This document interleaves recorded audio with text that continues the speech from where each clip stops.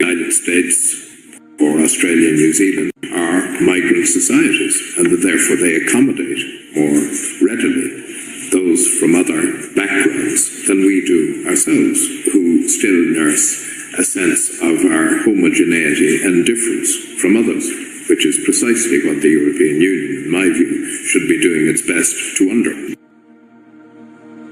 Do you think this place is on the map?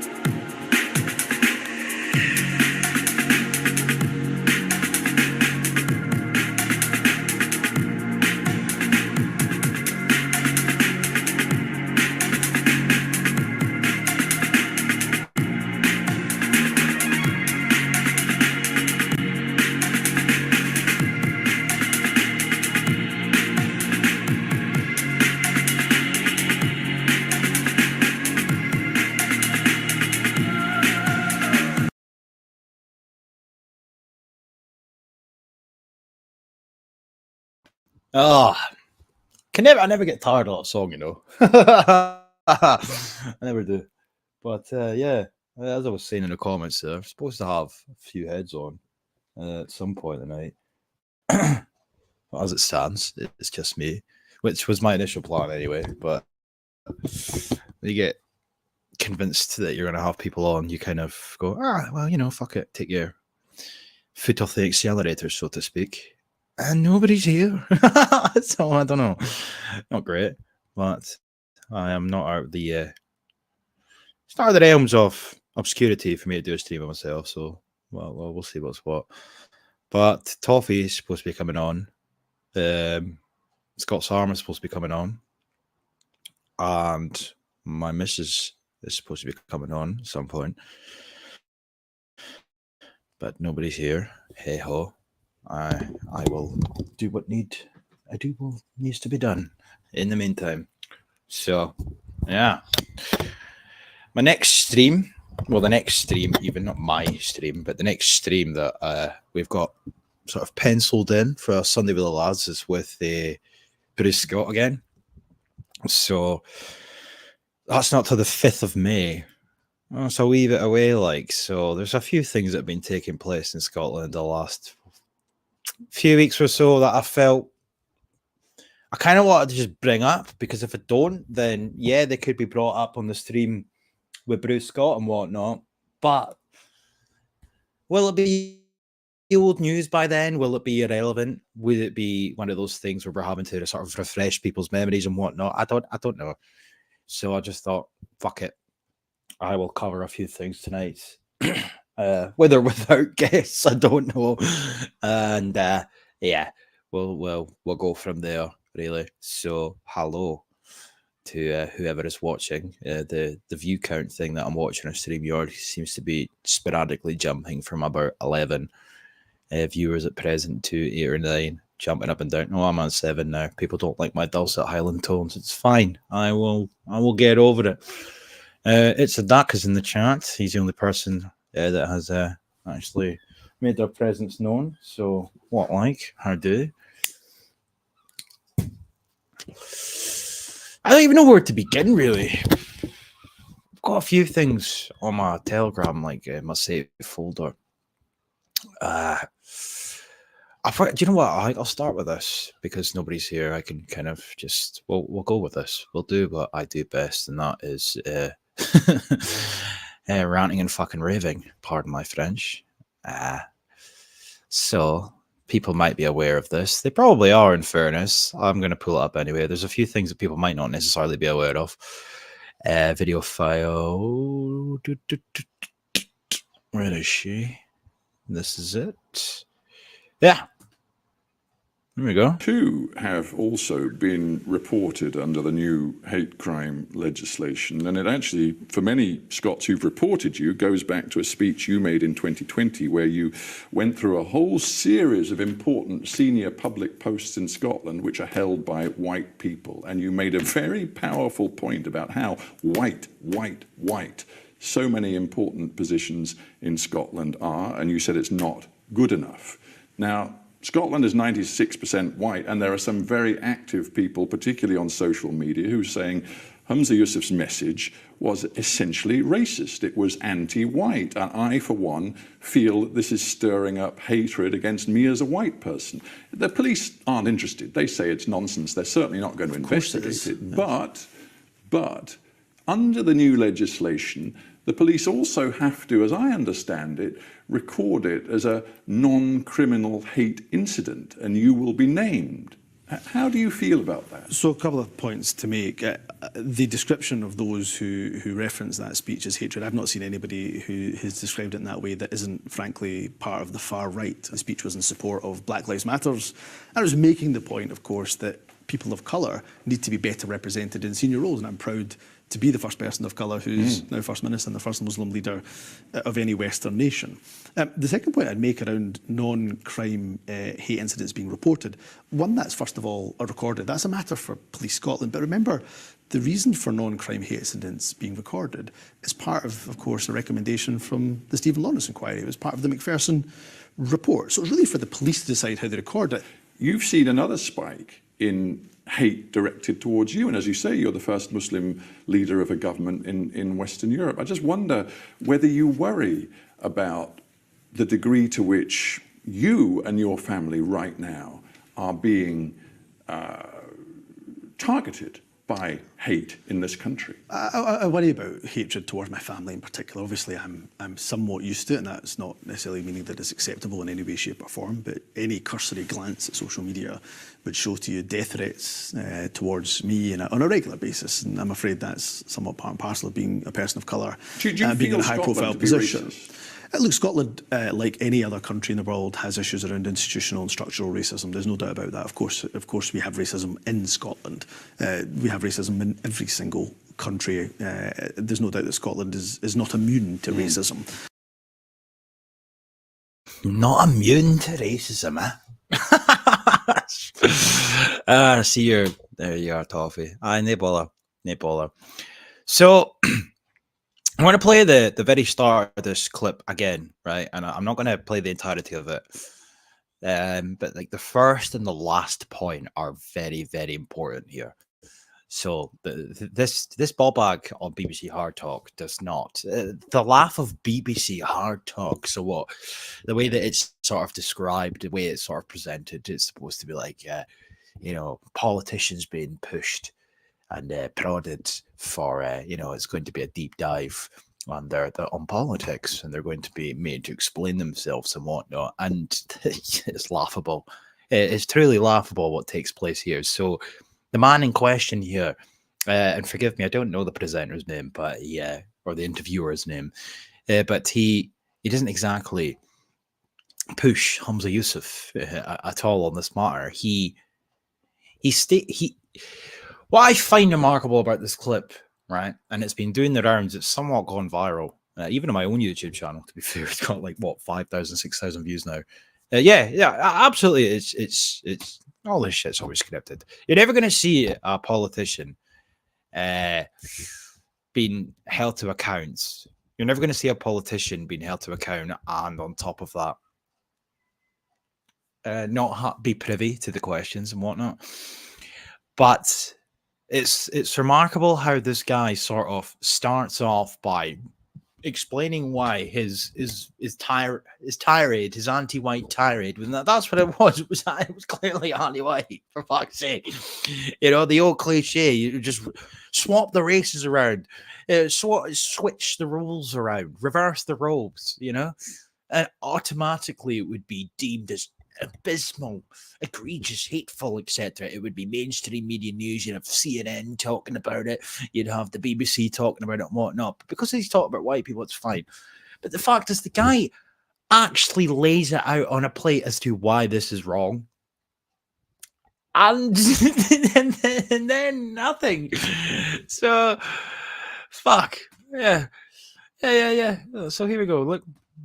Too have also been reported under the new hate crime legislation, and it actually, for many Scots who've reported you, goes back to a speech you made in 2020 where you went through a whole series of important senior public posts in Scotland which are held by white people, and you made a very powerful point about how white so many important positions in Scotland are, and you said it's not good enough. Now, Scotland is 96% white, and See, it's a powerful point. It's a powerful point. Yeah, that's a very powerful point. Then he says that and then follows it up by saying, it's not, now, Scotland is 96% white. Then how the fuck's that a powerful point?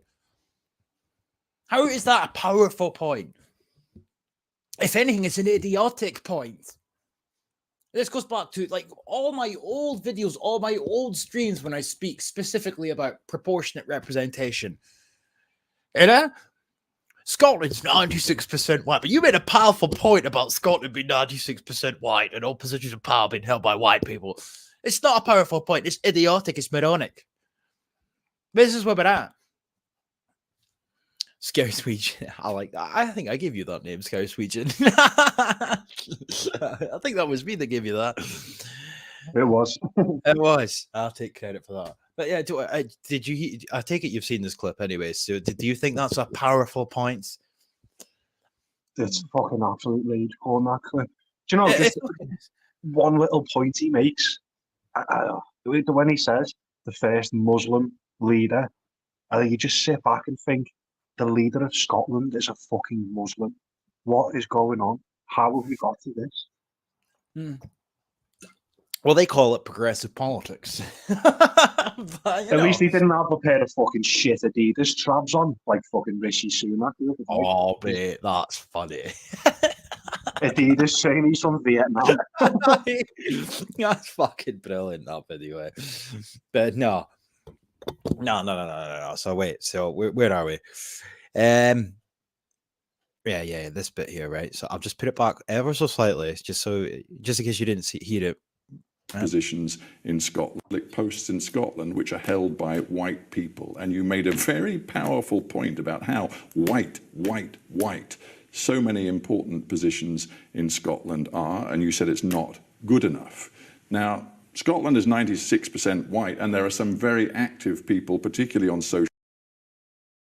I find that remarkable. So he explains why it's moronic, then doesn't call it moronic, says it's very powerful. That's a very powerful point you made there. It's like what? He's doing this weird little thing where he's been told this fucking journo that he's sort of got to pull him up on it sort of thing, but appease it at the same time. So he's sort of pretending to ask difficult questions, but he knows where this interview's going. Fucking, as someone just said, scripted to fuck. Yeah. And they will have spoke to each other, but it wouldn't have been like this hard-hitting journalism. They will have spoke to each other beforehand and said, this is what we're going to say. Fucking cunts. Without doubt, that's what I was saying before you came on. I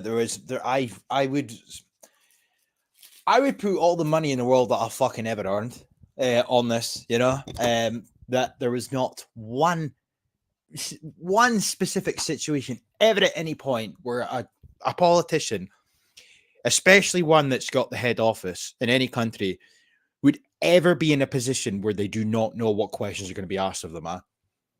I just, because there's been the odd time where they don't really know, too much about it if they're pressed, but they still know enough on the subject. I know you don't even. That's not even a conspiratorial thing, because you just need to think of it this way. Look how many times cabinets get shuffled, right, in parties and in politics, right? Whether it's Westminster or whether it's Scotland, right? So, some dickhead like Nicola Sturgeon's a perfect example, right? A fucking lawyer, and all of a sudden she's an expert on climatology. She's an expert. She's an expert on all things gender theory. She's an expert on racism, etc. I mean, come on. they're clearly slid into these interviews and they have to say a specific amount of things in order to appeal to the status quo in terms of narration and narrative. But they sure as fuck don't know what they're talking about. Hence why they're never pressed. You know? Do you That's know, why I never thought to ask, what was Sturgeon's law? What field was she in? What law did she specialise in? Do you know? I don't know that. Not like, like family law or property or whatever.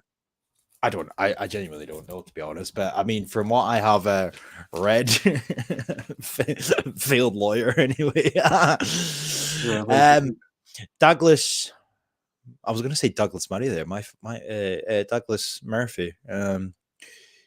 Let's not forget his best pal. I like that. No. Humza Yousaf was the last speech, my friends, and our Star Wars speech was before Humza Yousaf's.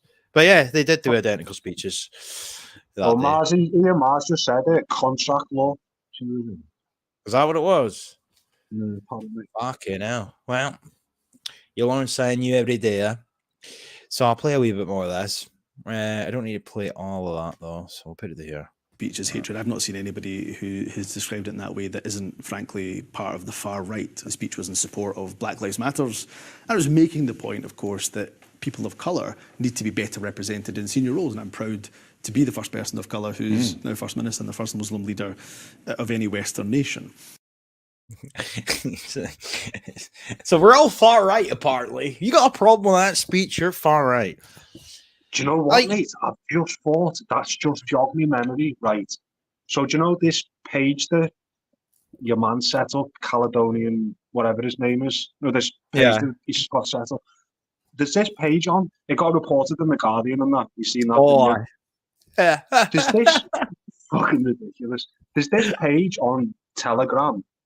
To me, just reading through it, it seems like a sort of Antifa doxing type page. They're obsessed with patriotic alternative. So I speak to them about St. Alison fella. So I just, because he's got like quite a big subscriber thing on Telegram, I sent him that when he first set it up and said, share that for us, mate. So he did. Then Mark Collett shared it and that. And this fucking mad little Antifa page. And do you know, you just flick in every so often and see what these cunts are saying. They were making out that PA set it up because they're so obsessed with patriotic alternative. And I felt like saying, it wasn't at all, you fucking weird little cunts. And they were like, why didn't it mention Mark Collett in the article in The Guardian? It's like, because it wasn't in, you fucking dozy cunts. Just goes to show, though, how little they actually research, yeah? No, yeah, you just jump in straight away with nonsense. They do, and then, even with Hope Not Hate is another example of that. Like, they do little to no research, but yet politicians in the mainstream media will then pounce on that and go, "Oh, well, the experts say," and then they'll run with some fucking nonsense story, and it's predicated on the back of like very, very lackadaisical, quote upon quote, research, such as that. So Pierre getting accused. That's fine. For people that aren't aware, I'll show the article here. I'll get rid of Humza for a second. Here's the article. I think just before you get it up, I'll predict. I might be wrong, but I think I'm not. I'm sure they explicitly said neo-Nazis. I'm sure they did. Yeah, they did. Neo-Nazis. Yep. They did. They did. Here's it. First Minister calls for an end to vexatious reports after far-right agitators attempt to overwhelm official systems. So it's always the far-right. If you got a problem with Humza Yousaf's speech, you're far-right. If you got a problem with Humza Yousaf saying that a majority white country has positions of power that help out, but you're far-right. It's always the far-right, But they say here that neo-Nazi and far-right agitators are exploiting Scotland's new hate crime law to make vexatious complaints en masse in an attempt to overwhelm police systems. A prominent figure in England's white nationalist movement is amongst those urging followers to spam Police Scotland with anonymous online reports, the Observer has found. No proof, just has found. The leader of a far-right group, one of several fringe organisations being assessed by the UK government under its new extremism definition, promoted a private channel on the encrypted messaging app Telegram that includes a call to action urging members to mass report. Posts in the channel instruct members to log cases of supposed what do you mean supposed? Fuck's sake. I mean, even the way this is worded, like they're denigrating and disregarding genuine like examples of anti-white bullshit. Like the few posts on that Telegram channel, there's no supposed anti-white hate about it. Like it's pretty self-explanatory. However, which they say includes a statement on the police force's website that young men aged 13 to 18, to 30 are most likely to commit hate crime. What do you mean? The police Scotland's own website in the hate monster campaign specifically stated that men of the ages of 18 to 30 are most likely to commit hate crimes, and it's specifically men suffering from a sense of white male entitlement. This is on their fucking website. like come on now. Oh Jesus. But The so only it goes on more accurate and more. bit of this is the next the quote, this public targeting of a group deeply offended, blah blah blah. Yeah, you got that right. That's the only bit you fucking got right. Yeah. What's his name? Caledonian. I mean, 'cause- you know the Oh, don't actually. because that I'd is what have he to wrote go on the check. thing. Caledonian Have to bell go- curve or something. Yeah. Mesh. Sorry, As I said, not me because I'm not a little grass, but someone from my house has reported it twice. No, I know a lot of people that have. It's got to be done. It's got to be done. But yeah, even that though. I mean, well, was it neo-Nazis spamming fucking Police Scotland about J.K. Rowling? No, it wasn't. But it's always the far right that are at fault. Always the far right that are at fault. But yeah, that's been doing the rounds. But just to finish this little bit here, so I'll add that back. The second point I'd make around non-crime hate incidents being reported, one that's first of all recorded, that's a matter for Police Scotland. But remember, the reason for non-crime hate incidents being recorded is part of course, a recommendation from the Stephen Lawrence inquiry. It was part of the McPherson report. So it's really for the police to decide how they record it. You've seen another spike in hate directed towards you, and as you say, you're the first Muslim leader of a government in Western Europe. I just wonder whether you worry about the degree to which you and your family right now are being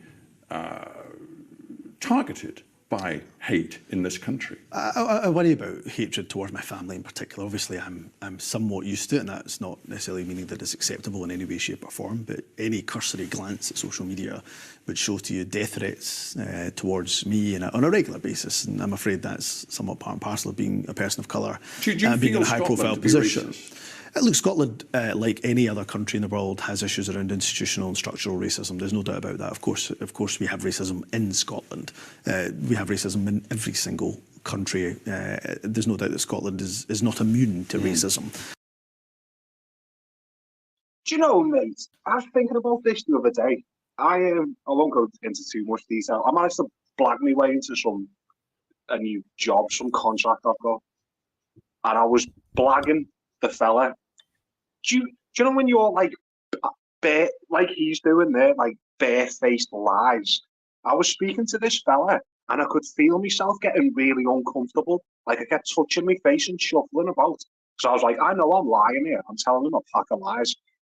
How these manage to? It must be like sociopathic. How they can just sit there straight-faced and just be so dishonest. I can't do that. I just can't. Normal people can't. No. And there's something you just made me think of something, and I'm fucking hoping I can get it on Telegram because I don't know who. It's on No Chance's Twitter, Clive's Twitter. Oh fuck, I said no chat. Clive. Sorry, it's Clive. It's no chance. Wait, bear with me 2 fucking seconds, and I will get this up because there's a. You must have heard of the term "dip in delight." Yeah. Who's I never said it's your comments, but dip in delight. I don't even know how many mods there are in my chat at the moment, to be honest. But no, nobody censored you as far as I'm aware. I certainly didn't. But no, wait, let me get this up. Because no chance, Clive, most certainly posted this, if I can find it. But to your point, because while that interview is being conducted, and you can't really see it much on the video that I just played there, but somebody in my chat at the time on Telegram had done a zoomed in version of Humza's face. There we go. Right. Right. Okay. I'll try and I don't know how well this will play. Duper's Delight. Yep. Yeah. Humza Yousaf does show it in this. I don't know how well this will play because I don't have the video saved. But we'll see if it'll work. So let me get Clive's Twitter up. All right. Now you need to watch his face when this dickhead here says it's anti-white, it's anti-white. Watch Humza's face. Now, Scotland is 96% white, and there are some very active people, particularly on social media, who are saying Humza Yousaf's message was essentially racist. It was anti-white. And I, for one... Look at that fit. Look! Oh my God. He's starting to smirk, huh? Yeah. He's starting to fucking his smirk, right eyebrow goes up and he tries to stifle a smirk. The cunt. Yeah. And he starts to smirk. Look at that like fucking a Freudian face. slip. Yeah. So just that's what that made me think of there when you made reference to that there. We all do things when we're uncomfortable. We all do things when we're lying and whatnot. A lot of people look to the left. But this dickhead, he knows. Like, it was anti-white, and I, for one, feel that this is... Look, he knows what he's doing. And then the way that he justifies it towards the end about institutional racism. This terminology really annoys me. And it was something I was sort of talking about before you joined, and it's something I've spoken about quite often in the past. Institutional racism. So I love how he says as well, it's Black Lives Matters. What the fuck is Black Lives Matter?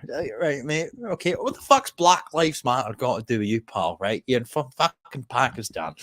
Oh, is that a hate crime? Is it a hate crime? Really? It's not, though, is it? Because, I could quite easily pull up the video of you saying you're the son of Pakistani soil. So don't fucking go there, pal.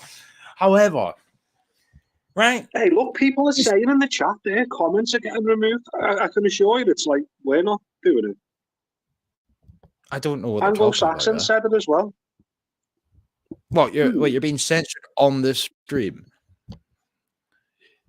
I don't know if they're joking or what. I don't know. Ian said he can't say see you next Tuesday. But no, institutional racism. So his proof that Scotland is institutionally racist is that positions of power in Scotland are held by white people. That's not proof of institutional racism. That is just proof of an overwhelming majority in a country. As the dickhead who's interviewing him says, Scotland is 96% white. Right? It's not 96% white anymore. That statistic annoys me now, to be honest, because it's not anymore. That was in 2011. It sure as fuck ain't that now. But Scotland was 96% white in 2011. Let's just say, for argument's sake, that it's 92, 93% white now, right? It doesn't really matter what it is. It's still overwhelmingly white. Thus, positions of power are going to be held by white people because it's overwhelmingly fucking white. That's not proof of racism. It's moronic to insinuate that it is. It's clear-cut proof of overwhelming majority. You know what I mean? That's the way it would be. That annoys me. It really annoys me that this is gutter tier, gutter level argumentation that's been presented here. But PBC, hello. PBC was late, by the way, because she was struggling to park the car.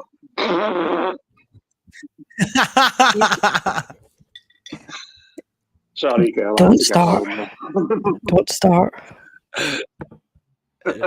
He's got a point, though. Well, not even How speak are about you, girl? parking. Yeah, I'm not bad. Just back from Brayhead, so a bit frazzled. Parking now. Oh, look who we got in the chat there. Fucking that our old favourite nutcase, Sarama. You're right, bro. Yeah, fucking hell. Long time no see. Yeah. What's one of the infamous streams I did? I got a lot more views of that than I normally do when he appeared. But yeah, PBC, you've seen this fucking clip, obviously, yourself. You clipped the full thing. You know what's funny? I'll give you a wee tiny backstory. I clipped the entirety of that, but my laptop decided to fire up an antivirus thing halfway through, so I just stopped. So you stole my clip instead? Yes. It's got to be At done. least you're honest. What At least are you're honest. what are autistic girlfriends for? It's fine. So anyway, Was that, do you mean that? Was that clip from you, the one where Humza starts smirking, or no chance? That was me. no, that one was from Clive's Twitter, but Oh, the 9 fucking minute. the far right, yeah, the 9-minute one, like that I posted on my Twitter, like the full interview basically about the hate crime bill. That was PBC's clip, but the far right one was mine. But Scott Sarmer's there. Maybe he's back. have you sent Scott Salmon the I'd like him stream? to join if he can. Yeah. He was away. He was an hour away from his house, though. When I said I was going to do a stream, so I don't know if he's home yet or not. But yeah, anyway, PBC. Your thoughts on that Humza clip? Well, I've come in sort of halfway through what you were watching, so I'm not sure what bit you were at. You know the one I'm talking about, though, the far right bullshit. Aye, he sat there. There was a few Aye. points during the whole thing because I watched the entirety. I think it was about half an hour. That whole hard talk. Yeah, episode. I never bothered with that. I did. I watched the whole fucking lot, to be honest, and it didn't get any better. But those were the sort of main points. But he smirked a few times, and you could see him sort of stifling his expression when the guy was obviously asking him about his hate crime, and he clearly believes he's above the law. It doesn't think it applies to him. But he's not wrong, is he? well, he's not. He made the law, and he's in charge of enforcing it. So he came out and bragged at the time when he made that speech, and people had reported him to the ombudsman for public servants, and he said basically that he knew who had been reporting him. So he'd been privy to the information of who'd made complaints. He also said that he was confident nothing was going to happen. So they've got. Have you seen PBC? I don't know if you were listening 5 minutes ago. Have you seen I was explaining to some like Antifa channel on Telegram, and this page that Caledonian, the fella set up the hate crime reporting page. This page seems to be convinced that Patriotic Alternative are behind it. It's like, so fuck all to do with them, you fucking weird cunts. Is that the reporter that said that people were putting in spurious complaints against? Yeah, and it said a leading far right Mark Collett. He meant it's like he had nothing to do with it. I think he just shared the page. Fuck all to do with him. Journalism in Scotland's dead. They really don't bother their I bet to look into anything. That was the exact point I made earlier on. It just goes to show how the lack of research that they fucking do. Scott Sarmer, they're obviously got somebody. They've obviously got somebody that's planted. There's obviously dickheads on Telegram. Like there obviously is. There's somebody that's planted in that chat that's watching. Yeah, there is 100%. There is. There always is. Mm-hmm. Yeah. Mm-hmm. Somebody sat there reporting back. So, what are they reporting that people are organising? What's the difference between people on our side organising against the government and people like Antifa and BLM sitting doing the same in their own wee stream chats? They've got their own wee groups where they organise to go to protests and to go and throw shit on roads and on fucking works of art and whatever. Nobody's reporting on these groups' behaviour. So why are they only reporting on people that's got a problem with the government? And the thing with them as well, this isn't just on Telegram, like, which is, as they said, far-right people use it encrypted. These lefty type pages, even on Facebook and Instagram and TikTok, openly promote violence. Like, they'll openly say it and fuck all happens. I've been a victim of it. I have this Facebook page saying they're going to fucking smash me face. It's like, fucking hell. No, it's not that I'm a little grass. I want the police to do anything particularly, but you like, show some consistency for fuck's sake. I tell you Well, what they I'm said- suspicious of. I won't mention the name. I can remember. You'll know who it is, PBC, because you're a bit of a weirdo. When that page got set up, the first comment from a certain individual, it was a slur, shall we say. And I thought to myself, have you just come in here to make us look bad, make the channel look bad kind of thing? That was my first thought. Yeah, there's bad actors everywhere. You just have to keep an open mind and a pair of open eyes and watch what's being said, especially in DMs and stuff like that. You don't know who's DMing you, and if you're admins and stuff on chats, you tend to get a lot of people DMing you because they've been banned and I haven't banned you from UNN before you start that crap again. I was about to say. I've fucking spoke to David and he said you're not on the banned list and I can't see anything either. So it's somebody else that's reported you somewhere else, but Yeah, that's happened to a few people. So you get people who they'll message you and they'll say, I'm banned from such and such. And you try and help them and then that's an in for them to send you like loads of spam and shit. And sometimes they Do you know start what, sending you girl? videos and whatever. It's funny you mention this. Someone DM'd me the other day who the three of us know of and asked, I shit you not, I'll speak to you after the stream and tell you who it was. Said, they asked, are you streaming with DJ? This was on Sunday when I was on with Rags. And I said, no, Ragnar. And then they said, I think DJ's missus has banned me from UNN, you know. I was like, no, I doubt it, but whatever, nothing to do with me. Don't know why you're asking me. I'm pretty sure I know who you're talking about and it's starting to get on my tits. Is that a bird? That conversation. Yeah. Is that a That's bird? all I'll say. Yeah. Yeah. Is They've she been Welsh? told about fucking. Yeah. I'll say no more. Yeah. No, I They've been don't. told No, I've and already if fucking screenshots- showcased she's no be bad. So I don't know what they're on about, like. But All I it is, messaged people David just about that as well. people will just mass report you, so that you'll just get people will get on your case, and then if they keep reporting you, Yeah. as you just get banned. Scott's just talking pish down the bottom of the page. when's he not talking fucking? I'm telling you, like when next time we meet Scott Sarmer last, like I'm gonna fucking slap him about it. Like it's been like 2 years of bullshit I put up with him. I'm fucking sick of him. Like, oh, I don't I've think already I could told be Clive arsed being as well. in. Do you know, like a big Go on. page like UNN? I don't think I could be arsed being an admin on that. Annoying, yeah. Right, wait a second. Scott's Armour That's mentioned the thing Telegram. about- I'm just going to see what else I'm gonna do. The thing about on. UNN, they don't ban anybody. Like, if you've seen the stuff that gets put up on there, David's policy is free speech. So if you've been banned from that channel, I don't know what you'd have had to do because we're not really supposed to be banning anybody. We're meant to just be clearing spam and stuff like that or helping people that's maybe been picked up with a spam bot. We don't ban people. I don't have I time got a to go bit through there paranoid at looking for. first. I put Anybody a that comment you've ever- saying David Clues has got soy face in that thumbnail. And a few Yeah, people liked it and thought it was funny. And I thought David would find that funny as well. So I've said worse to David. he said it himself. Right. Scott's Arm will be on soon, I think, right? But let's move on to this story. This one. Righty who is it? This is the archive one, yeah.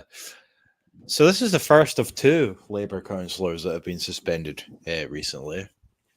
The first one was obviously this one, though. So Labour distances itself from Glasgow councillor in anti-white row. Right, Audrey Dempsey is the woman in question.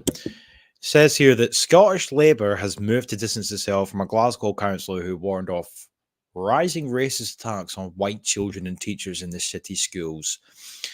A spokesperson said the comment was not reflective of the view of the Scottish Labour Party. Details of the remark from Audrey Dempsey were included in an agenda for a meeting of the Labour group on Glasgow Council, which was subsequently leaked to the Herald. In a section on potential questions for last week's full council meeting, the Springburn and Roybriston, I think that's how you say it. I'm Norwegian. Tristan, help me out here, bro. Rob Royston, whatever. Rob Royston. Has table. There we go. I said that first. So hey, had table one on racist attacks on teachers. It read, and here's the question that was tabled. To ask the relevant convener if they are aware of the rising racist attacks on white children and teachers in our schools and how they plan to tackle this. The question was never asked. Of course. A council source said there was no evidence of any increase in racism against white students or teachers in the city. According to the most recent figures, there were 2,075 racist incidents recorded in primary and secondary schools across all councils, roughly the equivalent of 11 cases per school day. Some 352 were in Glasgow. Notice how they do not say, though, the racial demographic breakdown. Very interesting to note. And we will come on to that in due course because this critical race theorist chimed in. All right. So they say here, oh, there's no evidence. There's no evidence whatsoever. And we know there's no evidence because recent figures show, and then they rattle off racist incidents, right? And let me clarify what a racist incident is, okay? A racist incident is when the victim or a bystander, kind of like a hate crime, the victim or a bystander perceive a situation to be motivated out of racism. It gets tagged down in a schooling setting as a racist incident. So it doesn't actually prove that racism is on the rise, but regardless, the proof here that they have to showcase that there is no such evidence of racism against white students or teachers in the city is to rattle off racist incident statistics, which doesn't break down demography. We'll come on to Nizut Utamani in due course, but yeah. And also, before you jump in, I will say this woman has since spoken out, and she says down here that here's it here. I need to get to the white bit. Is it there? I'll let you speak while I find it because it's in this article somewhere. I'm not going to spend ages fucking scrolling about. So, what's your take on that? I don't like them. I don't agree with them. But she is, bear in mind, she's a lefty. She supports all refugees, welcome, blah, blah, blah. I don't like the left, but there used to be like the original left kind of thing used to be consistent. So she's a lefty. I don't like her, but I respect that she's being consistent where she doesn't like racisms. So she's had the nerve to point it out when it's in the other direction. And naively, this woman's probably thought, I'm doing the right thing. Oh, she is, obviously, but she thinks, I'm doing the right thing and I won't get into shit for this. And it's coming bitter on the arse. Hopefully she changes her fucking views after what's happened to her, but I won't hold my breath. You think, yeah. PBC? Well, Labour's the one that they're trying to get in next. So hopefully this will be a wake-up call for any people in the Labour Party who don't hold the views that are currently being pushed, whether it's in Scotland with the hate crime stuff, and they step back and look and see what views are actually allowed to be aired. And if you cannot deviate from your party, then how is that any different to the claims they were making about SNP? Because not that long ago, if you were a member of SNP, whether it was just a person that paid a membership or whether you were a councillor or an MSP or an MP, you weren't allowed to hold a contrary opinion to the public, to the party's public manifesto. So if that's the way the Labour Party is going, that's surely going to put quite a few of them off, because even within the Labour Party, you had people like Corbyn, who was at odds with people like Starmer when Corbyn was in power. There was varying different sort of camps within the Labour Party. So if the Labour Party is going to be pushing an authoritarian line with their own members of staff and suspending people for making posts on Twitter or Facebook or for publicly stating what is actually fact, and it is fact that there's a racist agenda against white people happening all across Scotland in the schools, and kids are being subjected to all sorts of bullying, and in some cases it's the teachers doing the bullying if the kids don't believe in the dogma that they're being forced to listen to, if kids are querying it. And even when my kids were still in school, I've told you this thing before about the George Floyd, my kids' history teacher. Now I don't know why they were even speaking about it in history, because it was a modern event, but they were talking about George Floyd, and one of the kids in the class said, more or less, it was a fentanyl overdose. He wasn't killed by the police. And the teacher was quite militant, and I predicted which paper he read and which columnist he could tell his politics, what way he was going. But these teachers are forcing these opinions on kids, and he was humiliated. This kid was humiliated in front of the class for asking a question about something that he knew was factually correct. And this boy had obviously went away and done his own research, seen the body cam footage, read up reports, he'd read the autopsy and whatever. Teacher was still telling him to get better sources because it didn't fit the narrative that he was pushing. Well, this is the classic long march through the institutions, isn't it? Most teachers, 90%, certainly new ones who are training now, are just activists, plain and simple, poisoning children's minds.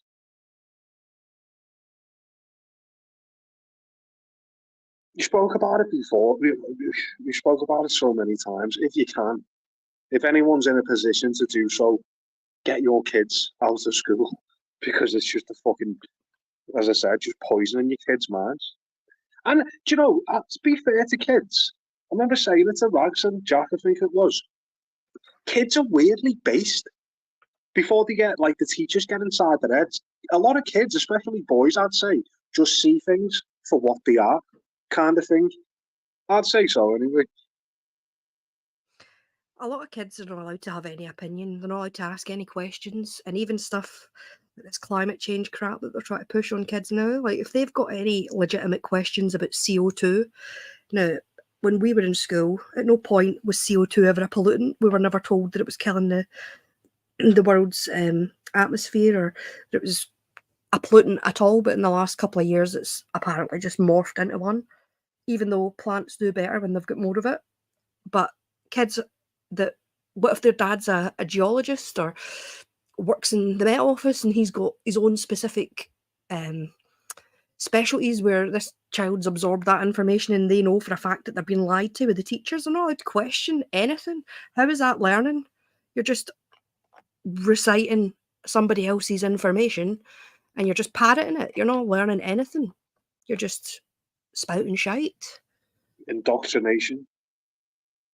I like this little thing that was going on a while back. It was more in America than here, where it was telling people, film your lefty teachers, sort of thing. And the amount of fucking, like, kids have asked a question and then they've got the phone on record on the slag and you can hear what they're saying.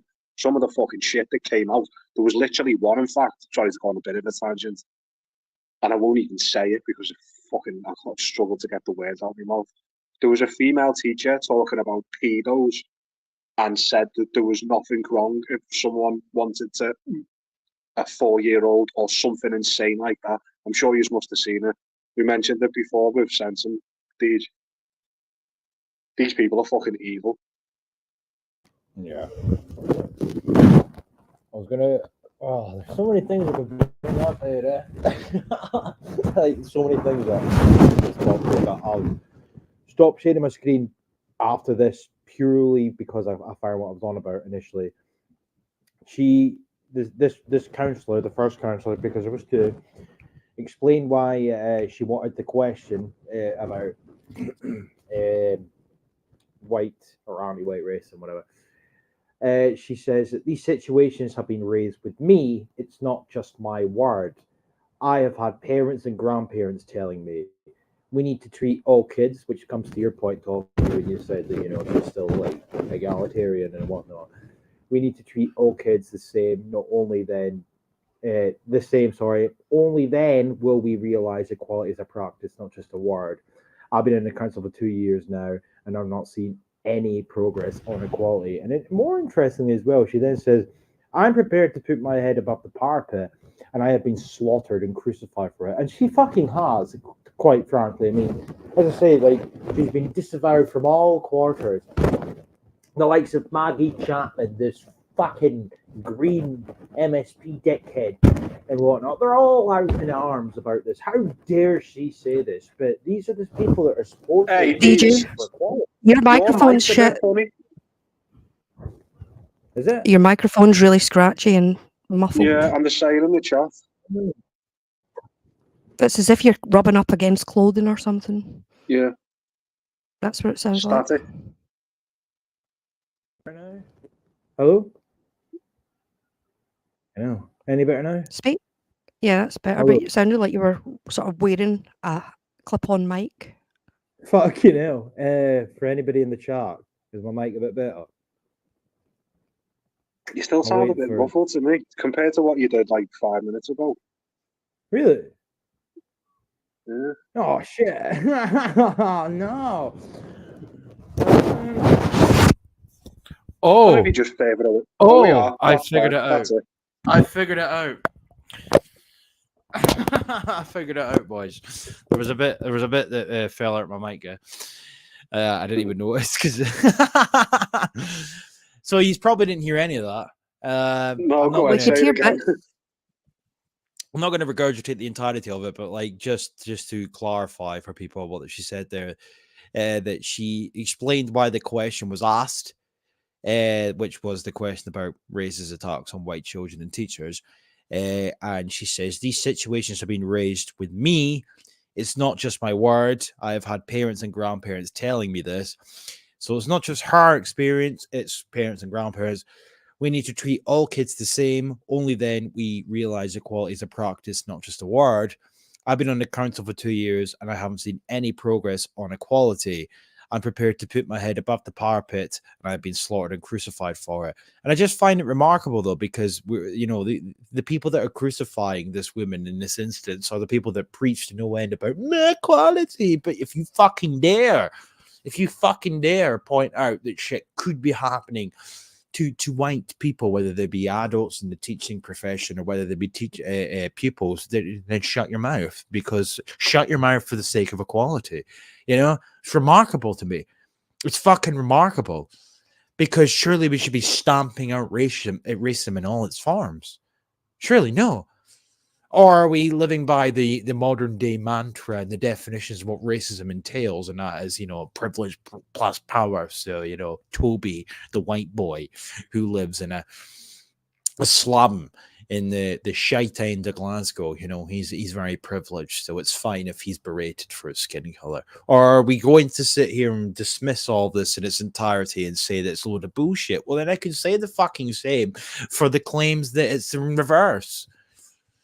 Why is one okay and one is not? Why is one completely fine to spout off as crystal clear proof for needing anti-racist education in schools, but yet the other is not?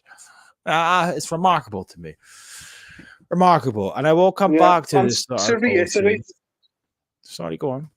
What I was saying, like this lady, I don't fucking like them. I don't respect their views, but she's obviously naively trying to be consistent. And as I said, I really hope that the pennies dropped with this woman and thought, hang on a minute, this only works one way. We've all got into, when I first got onto Telegram particularly, I'll never do it again. Sometimes I'll fall into the trap. But engaging with lefties, you think, right, I'm being genuine here. I'm trying to have a discussion with you, and you're just being dishonest and completely hypocritical. And that's what most of them fucking are. So at least this fucking silly binters try to be consistent. And as I said, hopefully the pennies drop. But I doubt it.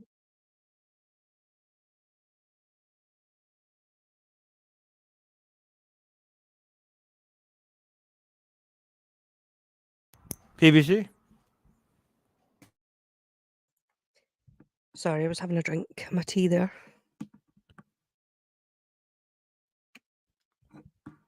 I think these people really need to start looking at what's actually going on and looking past the bullshit of it's equality or it's for the greater good, and looking to see why are we not allowed to bring up things that they know are true?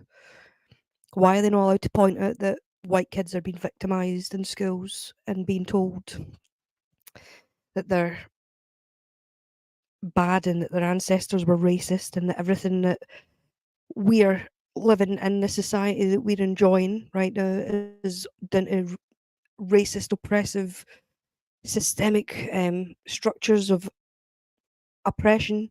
Why are they not being taught that our ancestors were enslaved as well?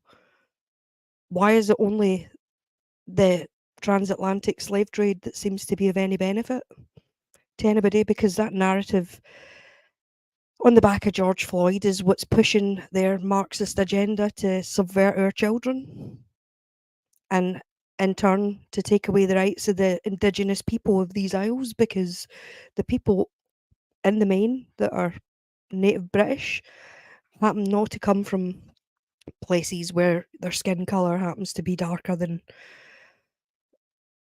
white, because we are a white people, we're European, and we can't help the fact that our ancestors were that colour. Why should our kids be made to pay the price for being born into this country? Do you know what? Bloody hell, right on cue, John Davidson. I was just about to say PVC girl. Me and John were, hello John, good to see you, mate. You already knew about this. I wasn't, and DJ, and no chance had done a stream on it a while back. So, chat, I said to PBC earlier, you're getting a slavery, transatlantic slave trade, a new slavery museum in our area. But DJ already knew about it. Craggs is in the chat, who's my fellow Scouser. Craggs, mate. So we've had a slavery museum, you know the one in town for quite a while. Liverpool does have links to the transatlantic slave trade. It was like a port of call, stop-off point, because just geographically and because how important Liverpool was to the empire, they'd stop off there before they went over to the Americas. We've had, Craggs is older than me, so I'm not sure if he experienced the same thing. So I'm up in Fazach, very top end of Liverpool. Like when you go out of Fazach, you're not in Liverpool no more, further north. Town is about, city centre, is about 6.5, 7 miles away from me. Our primary school got took to this slavery museum every year. I know you in Scotland, you have primary 1, primary 2, we just have year 1, year 2, blah, blah. So year 1, 2, 3, 4, 5, 6, and I'm not exaggerating, so 6 years, we got took to that museum, and it's just psychological abuse, just a guilt trip. They give you these, you see them little phones, like they give you these little handset things that you hold to your ear, and it's the sound of slaves wailing, and you walk through this bit, and there's all horrific pictures of slavery ships and that, and you've got like, ooh, that now is what is going to happen to Scottish school children. They're just going to get subjected to psychological abuse. And I remember I was one of the few kids at the time who was like, this is fucking bullshit. But it worked on most people. And they just learned this self-hatred. Fucking disgusting. I can remember being taught about the transatlantic slave trade, and it was in music. They were teaching us about rhythm and blues and soul music, and they decided to go into talking about the slave trade in America. So we get taught about it, we get taught about the slave ship. So the fact that they're trying to address issues, these issues have been addressed, they've been spoken about. It's not anything new that these kids that are in school now as parents would never have been told. So why are we not learning about our own culture? Why are we not learning about the Highland clearances? Why are we not learning about Scots being enslaved by the coal mines, where their families were basically slaves of the soil? They weren't allowed to leave. They were forced.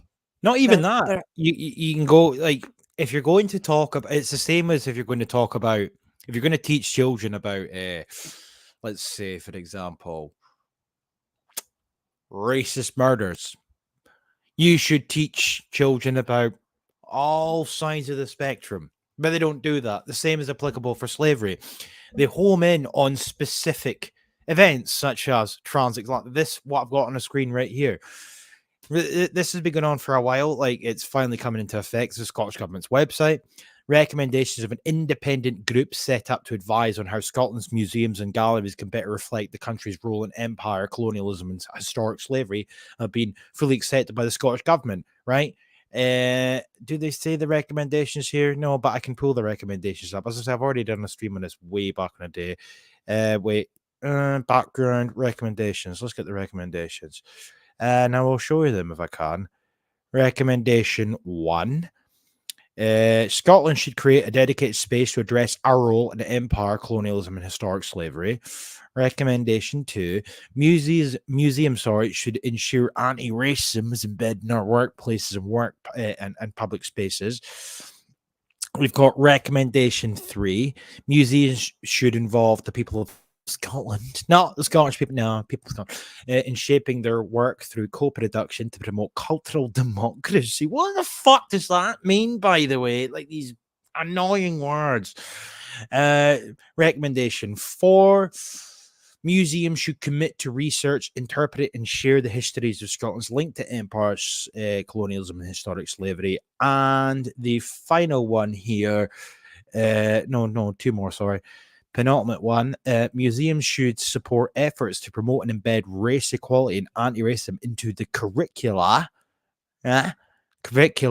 education, in a meaningful, effective, and sustainable way. That's like the sort of signature that you put at the bottom of your little piece of paper here. Sustainable, so it's obviously sustainable developments. And the 6th recommendation is the Scottish Government should demonstrate their support for restitution and repatriation of looted or unethical acquired items in Scottish collections. But so there's six recommendations, okay? But I just want to clarify here and reiterate, come full circle, that the Scottish Government accepted all of these recommendations. So this shit's coming. But my reason for interjecting initially was even before all that, even before indentured servitude, indentured slavery, and whatnot, some of the Scottish Highlanders during the Highland clearances were enslaved and were treated no fucking different to any of the Africans that were enslaved at all. But the other point that I raised when I initially interjected was that the reason that children in Scotland or across the UK are not taught about any other form of slavery bar the transatlantic slave trade is specifically in order to instill this victimized mentality for the BAMEs in question and this guilt complex for the majority ethnic groups across the UK. Because if you were to introduce all other forms of slavery, such as Barbary, such as to Rob D's comment in regards to the Arab slave trade, Barbary, Arab, all the way back to even the fucking Egyptian times, even the Roman Empire, any other empire, past and present, they all had slaves in some capacity. It's just one of those fucking things. It was a much less frowned upon back then, but we judge history by the present standards, the present day standards. And it just seems very convenient that we leave out all this shit. So when children are being taught about slavery in school, they're being taught about a very specific form of slavery, which in and of itself negates all aspects of who owned the slave ships, the attitudes of the time, all sort of slave trades that were going on in and around those times, who sold the slaves, what sort of slave trade that was going on for 1,000 years prior before fucking white people ever stepped upon the African continent. We can't talk about that because we have an agenda to push. All part and parcel living in a diverse and progressive and modernized UK, clearly. But what they're not telling the kids is that these African chiefs were selling the black people for rum and guns. I just They're said not telling that, them any yeah. of that. No, exactly. I just said, yeah, so you're echoing my point. Yes, that's Do you what I'm know saying. who particularly prominent in that? More prominent than most was a tribe called the Ashanti. They were like the main. So the Europeans arrived, seen that these people were fucking just taking over each other's tribes and selling them off, and thought, right, we'll have a piece of that. Can I ask, right, in the chat, someone more intelligent than me? I'm not making this as a statement of fact, but it's something I've heard. Someone will know, I reckon. Am I right in saying, chat, that, as I said, to reiterate, I might be wrong, the word slave actually comes from the Barbary slave trade, and it's a deviation of the word Slav, Yeah. because the No, it Slavic. is. It's from Slav. Is it? Yeah. It's from I Slav. thought it was. Mm-hmm. Thought it was. That says it all. Exactly. That's what I'm saying.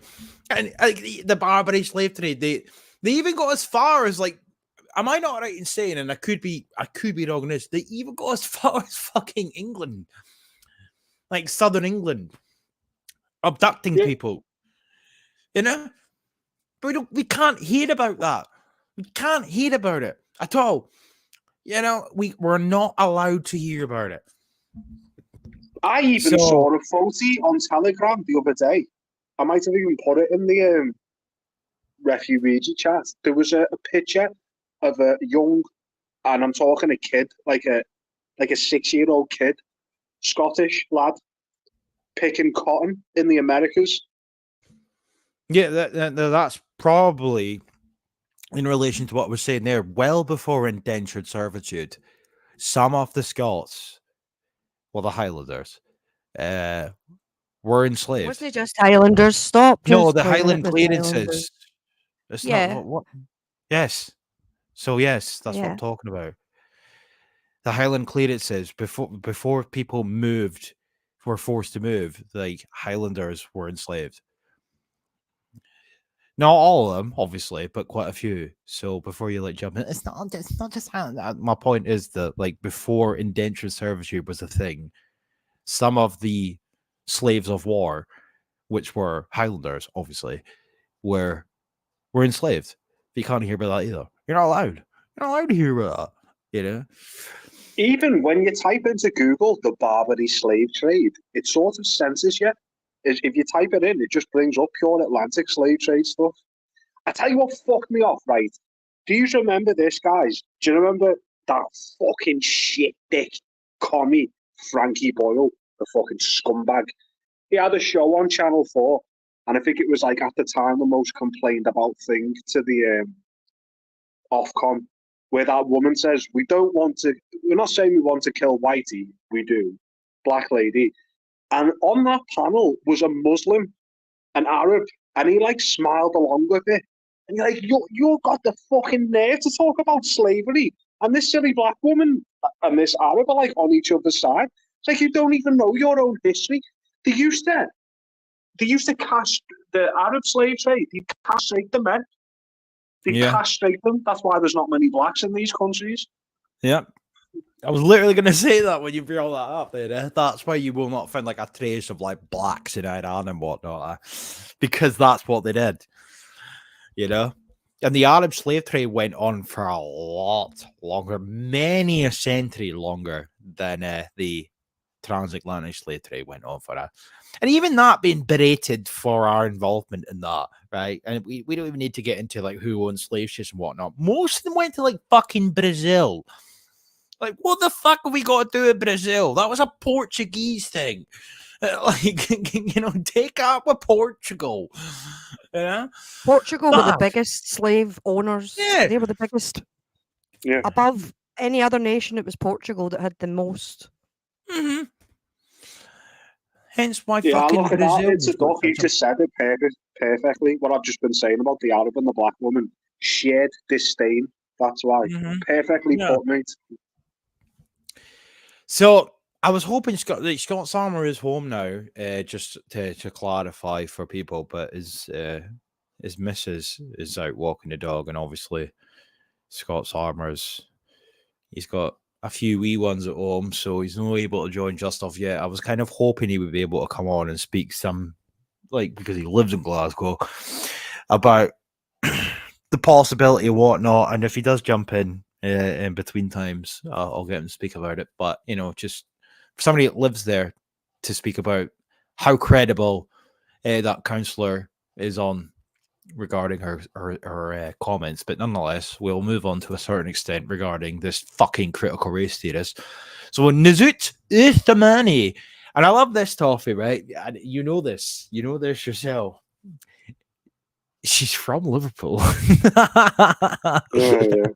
Yeah, but she's Indian. But anyway, but she was born in Liverpool. Just as Scouse as me, bro. Yeah, pretty much. But no, yeah, but she's disregarded her Englishness. She's Scottish now. Yeah, of course you are. Anyway, a lecturer at the University of Stirling and a board member of the Scottish Government's anti-racism in education programme, right? She said that the councillor's question that was never asked was unhelpful.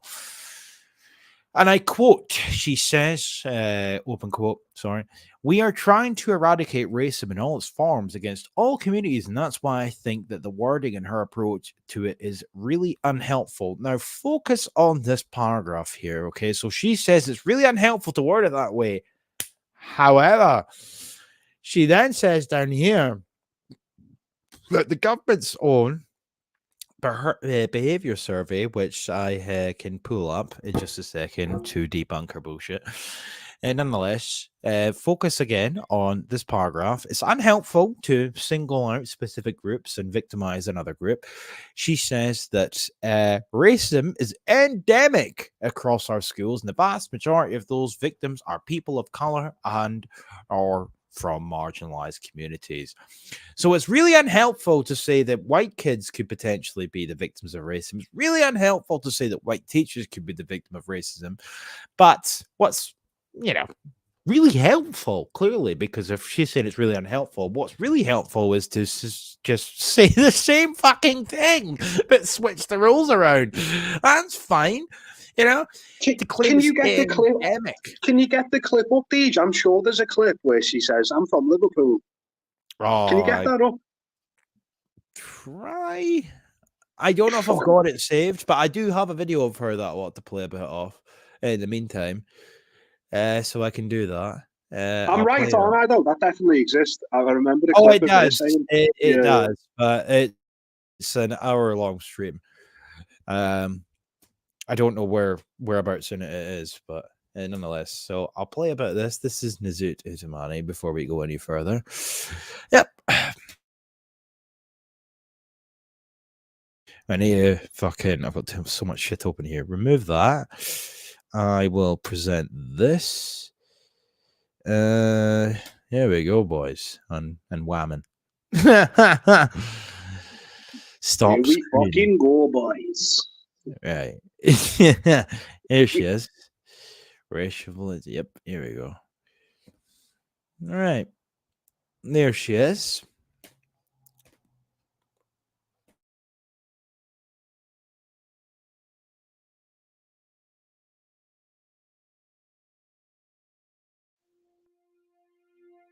Anti-racism is very much an act of solidarity to try and address the inequalities that we've had for many years across our curriculum and the kind of lack of representation, and also addressing stereotypes and tackling any bias. And that, of course, starts within us as educators first.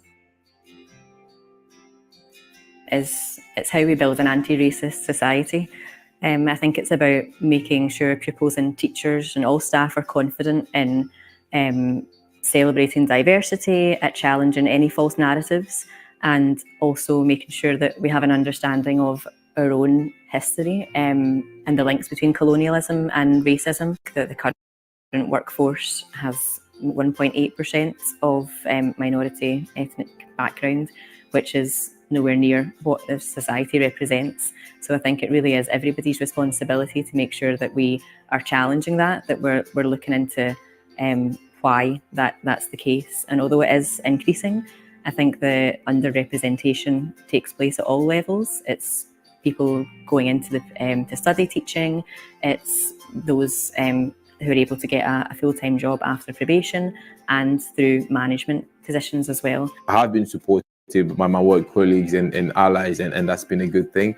But then I feel like more could be done, by the government to ensure that number increases and that it's like a targeted support to ensure that, a representation is seen throughout Scotland. So we really need to try and understand the challenges and the barriers that minority ethnic teachers face.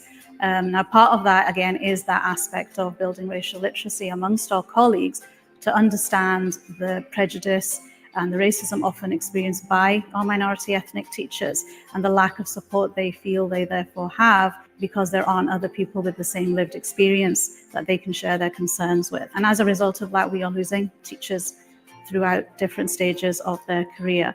And that's not going to help us then to build that representation or that anti-racist whole school approach that we're looking for. It's been recognised that the lack of a diverse workforce is a challenge for the existing staff members, the recruitment of new diverse students that we want to come into teaching, but also to support our diverse communities. So the EIS has been an instrumental partner in the Race Equality Programme on behalf of Scottish Government as well, leading a lot of the conversations. As part of that work, EIS have conducted research around the approaches that local authorities are taking with regards to recruiting a more diverse workforce, and that's work that is continuing. North Lanarkshire councillors passed a motion to look into how they could decolonise the curriculum and promote an anti-racist agenda. So education was a big part of that as well, and that kind of gave us the platform to look into how we could further that. And I've been able to use the resources and the professional learning offered by the EIS to try and implement that in the local authority. In a very fortunate situation where my head teacher has been very supportive and very encouraging of us trying out new things and thinking outside the box and dedicating funding to build better resources that are more representative of our pupils. So that's really vital, I think, to really build a team that is behind this ethos. Schools and society is becoming more diverse, so we need to make sure that's reflected in the education system. I think we need to be comfortable reflecting on our own white fragility and make sure we know that it's the responsibility of us all to challenge this. It shouldn't be left up to a minority. Do you know, I can say this because I'm in England, so it's not a hate crime. Lucy needs fucking drop kicking right in her cunt, but she's a lovely looking lady. Yeah, like I reckon I could bring her over to our side. A couple of evenings staying at Toffee's. People are saying in the chat, if anyone missed the beginning of this stream, talking about that whatever her name is, that brown lady, talking about when you're lying and you feel uncomfortable. I was saying at the beginning, I'd recently blagged my way into a contract by lying, and I could feel myself getting uncomfortable. If you look at that clip when she's talking, she's got like this weird rabbit in the headlights type stare. Her eyes are wide open. You think you know you're fucking lying, you fucking shithead.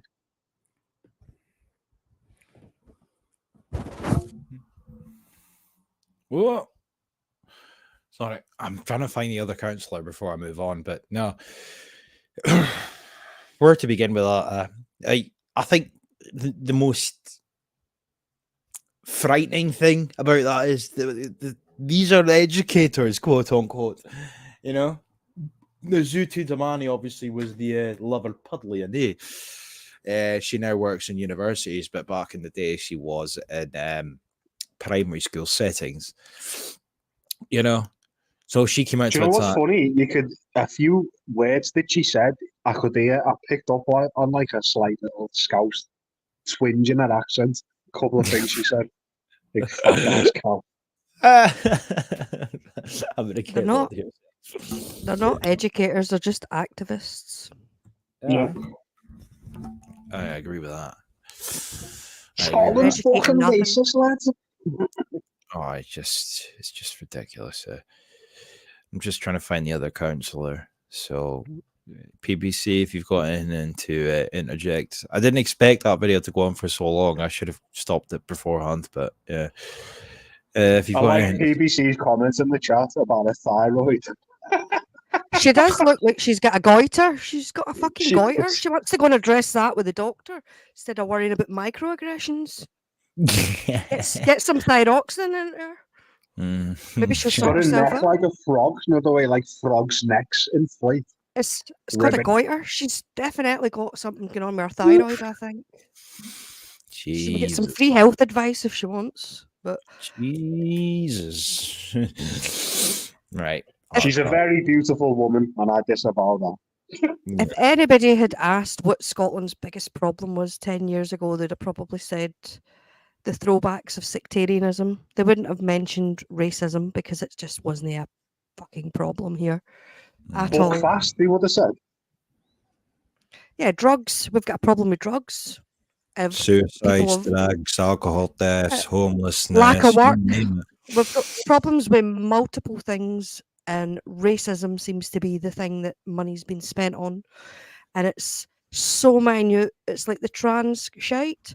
It's such a small percentage of the population that so much money's been spent on, so much campaigning, so much effort, everything being spoken about is the minority, the smallest minority, and these minorities are being given an elevated status, which is then, if you think back to school when you had the teacher's pet, that person would usually get picked on with other people because nobody wants that person to be constantly getting fucking picked out. So they're championing certain causes, which is your trans crap and all this LGBT shite, the non-binary. So kids are picking up on it. And if you disagree with it, then you're automatically, you hate them. You want to see a genocide happen to these people. You can't just disagree with the terminology and the ideologies that are being spoken about. You have to want to do them harm, according to these people. Any sort of pushback at all on any of these things that are being pushed on these range of minorities that are being sort of put to the forefront right now. How much money is being spent on that while people are fucking starving? Kids are going without. There's not enough houses. There's not enough doctors to pay their bills. The thing that they're pushing, that the biggest problem in society is racism and fucking LGBT shit. And as you said, the amount of Scotland, highest drugs deaths in Western Europe, specifically the Highlands, highest suicide rates, one of the highest in Western Europe. I think Scandinavia is pretty high as well. So there's plenty of fucking actual problems that need addressing. But no racism. Yeah, in the Highlands as well. Was the suicide capital of Europe for the last 3 or 4 years. I don't know if it is now, though, to be fair, when it was. That's fact. It is fact. These are the sort of things they should be focusing on, surely. Glasgow was the murder capital of Europe at one point. The murder capital of Europe. And we're worrying about fucking microaggressions in a classroom. Should we not be worrying about... You know what's funny about Glasgow as well? When it was Ned stabbing up each other, you know, where was the accusations of racism when the police were doing stop and searches back then? But now it's happening down south in fucking London and whatnot, you know, with Tyrone and Bahumbihingi from fucking Somalia. No, can't be stopping it. That's racist, dude. You know? And that problem, to an extent, in Glasgow, knife crime capital, as you say, was resolved. So they done by stop and search. There's a certain demographic, young lad who dresses a certain way, i.e. a Ned. Yeah. So they stop these people and resolve the problem, but they won't do it in London because it's inconvenient. Yeah, that's what I find fucking remarkable. Like, we had the same problem up here for a long time. Well, I say up here, but you know, more so PBC's way. You know, but but the same thing can't be applied in terms of police strategy because it's fucking racist. Yeah, it's you're stereotyping blacks by stop and search. What that is retarded. Like, what about all of the Neds that were stopped and searched back in the day? I used to get followed around shops back in the day because, you know, obviously the after effects of the Glasgow knife crime epidemic, if you want to call it that, was still sort of lingering. I dressed like a Ned. I said I'd dress there, by the way, for anybody that thought I dress like a Ned. You know, I'm not that bad now. But shut up, PBC. I see you. You do dress like a fucking Ned. Fuck off. Yeah, not that bad now. Like, come on. If you were to take a picture and say, right, name this look, that's what people would probably pick. Yeah, you still love me, so shut up. Well, I used to get a few years ago, fucking got a bit too big for me boots and I couldn't even afford it. I had an Audi A3, and there's certain cars, A3, RS4s. I'm not sure if it's like that in the rest of the country, but in Liverpool, you peg this. That's a drug dealer's car. I got stopped every time I went through the Birkenhead tunnel. They'd stop me, like thinking, yeah, he's got an A3, he's selling drugs him. And I sort of accepted it. It was an inconvenience, but I was like, yeah, I can see your point. I've got a skinhead, I've got a fucking Adidas trackie on, I'm driving an A3. So yeah, It was the same. I get it. It was the same here. Any young guys that were driving like Ford Fiestas or Volkswagen Golfs or any sort of souped up like Subarus and stuff like that, they'd always get pulled with the police. It'd be white guys mainly, but nobody complained about the fact that these young guys from 17 onwards were getting pulled over. It was just something that they expected because they were driving an Edmobile. Yeah. But if it happens to blacks, it's racist. This is what, and they literally said, we've got the Glaswegian thing, the police report, like specifically stated, like lads between the age of 15, 25, wearing an Adidas trackie. No, they were very specific about it, who to pull up. And it resolved it. But no, as I said, not for blacks. My people, though, Adidas trackies. I can't believe that my missus just fucking did that to me on stream, man. Mate, you seen the picture I posted yesterday? Fucking hell. Oh, mate, no, you've not seen what I wear, though, to be fair, but like, I'd hate to keep that I've quiet. seen your red Adidas trackie, like. No, I've got worse than that, mate. You've put pictures up. I can't. You're just slagging me off, like, you know what I mean? No, I just confirmed that you Do like. you know, the it says a network. lot about you, though. It says a lot about you that you would get with a man like that. So rein it in. PBC Anyway. likes a bit of rough. PBC likes the spellies. Clearly, eh? You know, slagging off the neds, but yet you'd fucking be one over a year, eh? Anyway. Yeah, soft lads in the chat there. All right, send him. You want a link, bud? I'll fucking give you it because Scott's Arm is a fucking no-show cunt. I'll fire it to you. Send some baby. You better have a good excuse, Scott's Armor. You know what I mean? Oh, my foot got caught in a blender. Eh? Like, all accept. Do you know what's funny? Oh, not funny. There's a channel I watch on YouTube about specifically all the Posso, Fleeto, and that, all the gangs in Scotland. Some of the fucking footage, there's like CCTV footage of like 15-year-old lads chasing each other down the street with knives and that. Like, Jesus, it was bad up there for a while. Bad. There was one not even last year. Do you not remember that? All the papers up here reporting it. And it was footage from somebody that must have been like with a block of flats or something. And it was some young lad getting stabbed to fuck, and you could hear his screams and that. He survived from as far as I'm aware, but you would never have thought it. Like, he was surrounded by a gang. PBC, you know the video I'm talking about, surely. Like, it was sunny day in Glasgow, and he was surrounded by a bunch of boys, and they stabbed the back door. Yeah, was that the one at the back? There was like a machete. Yeah. It was like in the back court. There's a lad off my estate, Kevin from Glasgow. Where is he from? Postle, whatever it's called. He's got a scar on his. He's about 2 years older than me. He's got a scar from his ear to his like the edge of his mouth.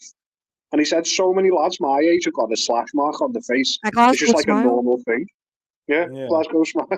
Fucking hell, you mad cunts.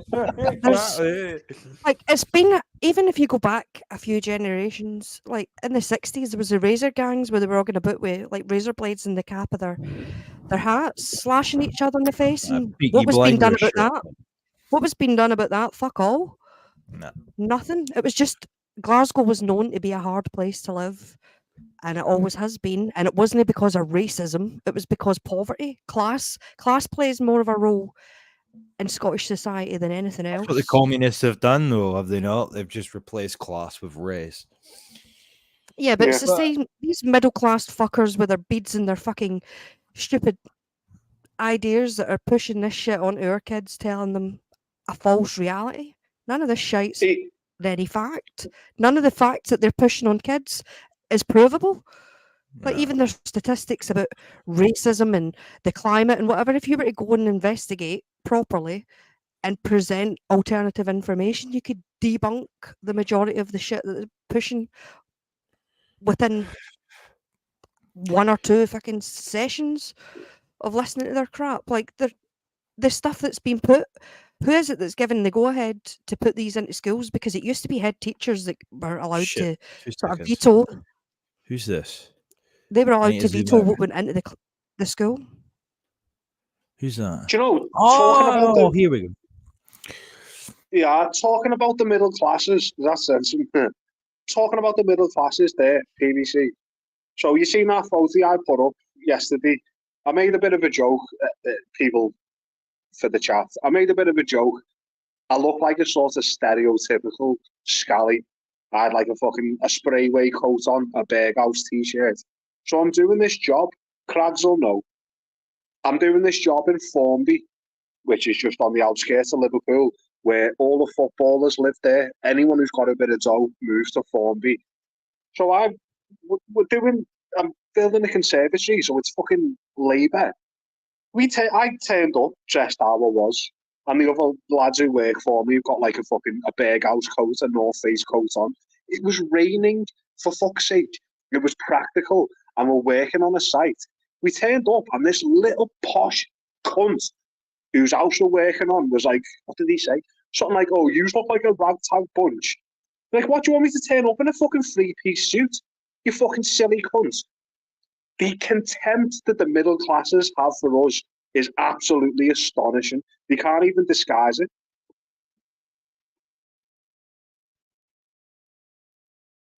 So you're a nerd like me. Yeah. Send some. Hello, everybody. Hope you're doing all right.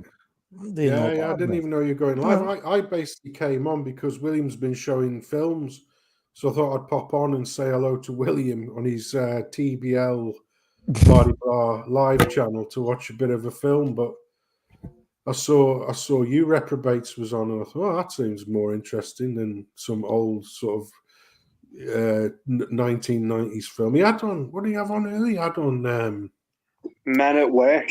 Men at Work, that was it, yeah. I thought, fuck. I don't know how he gets away with that. I mean, I know it's his second channel, so maybe he doesn't give a shit if it gets. He probably deletes them. Probably deletes them the second they're finished. They're all still up there. They're all still up there. He's put They Live on there. He's put bloody The Day After Tomorrow on there, which was like sort of the Yanks version. Well, theirs came out first, but we did Threads, and Threads was a lot worse than the Yank version of The Day After Tomorrow. Oh, I'll tell you what, right, speaking of The Day After Tomorrow, right, do you know roughly, it's basically like the aftermath of a nuclear holocaust, yeah?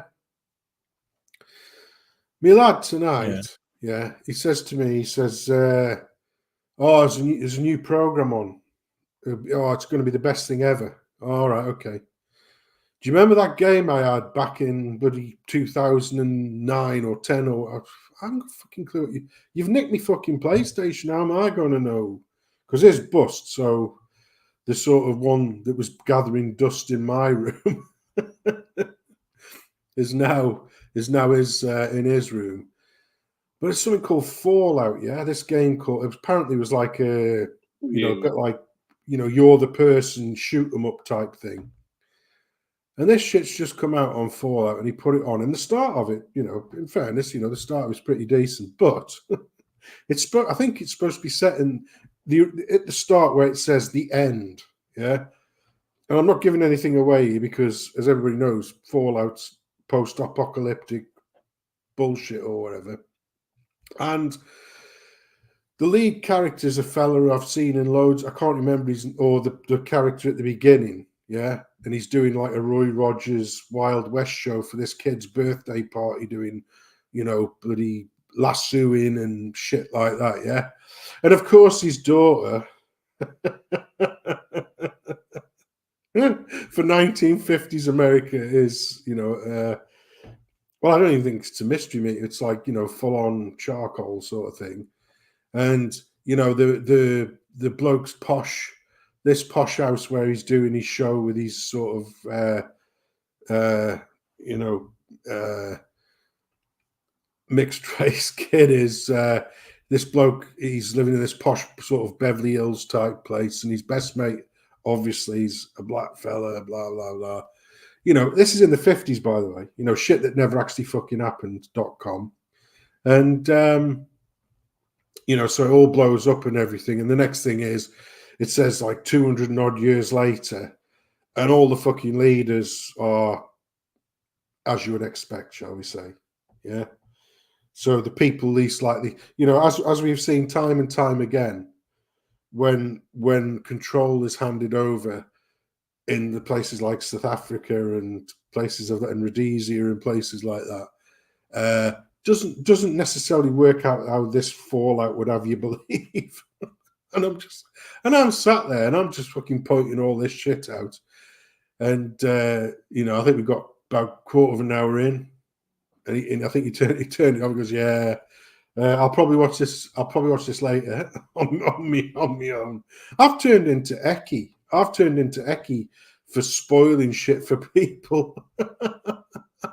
Well, that's one of the sources. We all remember Gamergate, don't we? Sargon of Akkad and that, where he got well known. That was part of it. Just games getting paused. Yeah. Fuck. Yeah, I just thought to myself, you know, this is, like I say, the opening picture. I don't know if it's like supposed to be in the 50s or the early 60s, but the TV, big massive TV with like a 3-inch screen in the middle of it, you know, the old 1950s style. And they look like late 50s, early 60s type of thing. So probably, maybe it's early 60s, you know, the old Bay of Pigs in 61 type of shit. And yeah, I'm just like, you know, they just can't help themselves, can they? They can't help themselves. They've always got to fucking rub it in your face at every time. Like, you know, these fuckers basically have been waiting at the finish line. And now that we've invented fucking everything, it's like, oh, yeah, we did all that. Oh, right, okay, then, yeah. Anyway, mate, sorry, I'll let you carry on with your story. Just a bit of a rando tangent there, but it fucking annoyed me. It's a Duck has just made a comment there. Sorry, we'll move on from this gaming thing in a sec. It's a Duck just said they've made a TV series of The Last of Us. Right, this game, The Last of Us, the first one is one of the best games ever. It's like a post-apocalyptic world.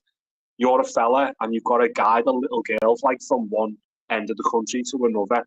It's absolutely fucking superb. Play it if you haven't. So it was rated one of the best games of all time. They made a second one. Fucking get on this. One of the main characters is like an androgynous transgender. At one point, for absolutely no reason whatsoever, you go into a synagogue and it's real, and it's like, what the fuck is this? Talk about making it fucking obvious what your agenda is here. Crazy.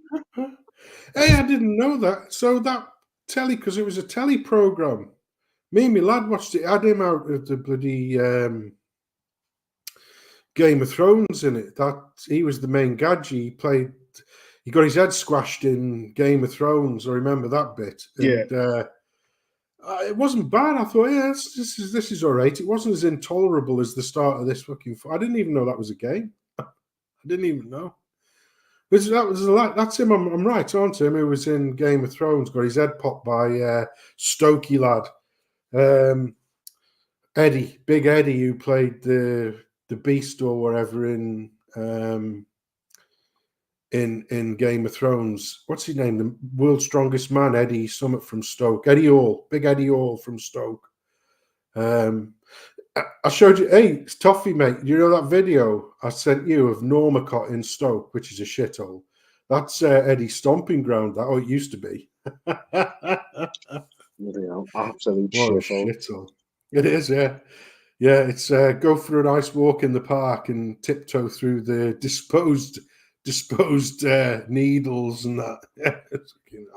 There's an American lad who does like sort of vlogs, like areas, got a YouTube channel quite big. and the title was "The Most Depressing Town in the UK," and it was Stoke. I tell you now, right? I tell you now. I put a comment under that video, and he hearted it. The Gadgie, he's got a few tens of thousands of followers, and I put a comment. You know, it was like, Stoke, and I'll never know why I left. It wasn't. I tell you what, I'll tell you now, right? I'll be God's honest truth now. Stoke was great growing up as a lad. It was never ever going to win any prizes for being the prettiest city in the world, far from it. But it was industrious and it was relatively affluent because it was fucking steel and coal, you know. And miners weren't badly paid, neither were steel workers. And all they did was take that away, fill the fucking place full of the snack bars, and like literally within, well, a generation, shall we say, or a couple of generations, you've got Normancock like looking like some kind of downtown bloody yeah. Hey, Anglo's corrected you there in the chat, you know, since it weren't Eddie Hall, it was that Icelandic fella, Halfor Bjornsson. Was it? The Otherworld strongest man. I thought Eddie Hall was in Nah, they had a charity boxing match then too, and Halford won. Hey, can one of you share this story for me, the one that's on my screen, because I need to sort my dog out quickly, yeah? Yeah, hold on a minute, mate. I'm just trying to load it up. Give me a sec.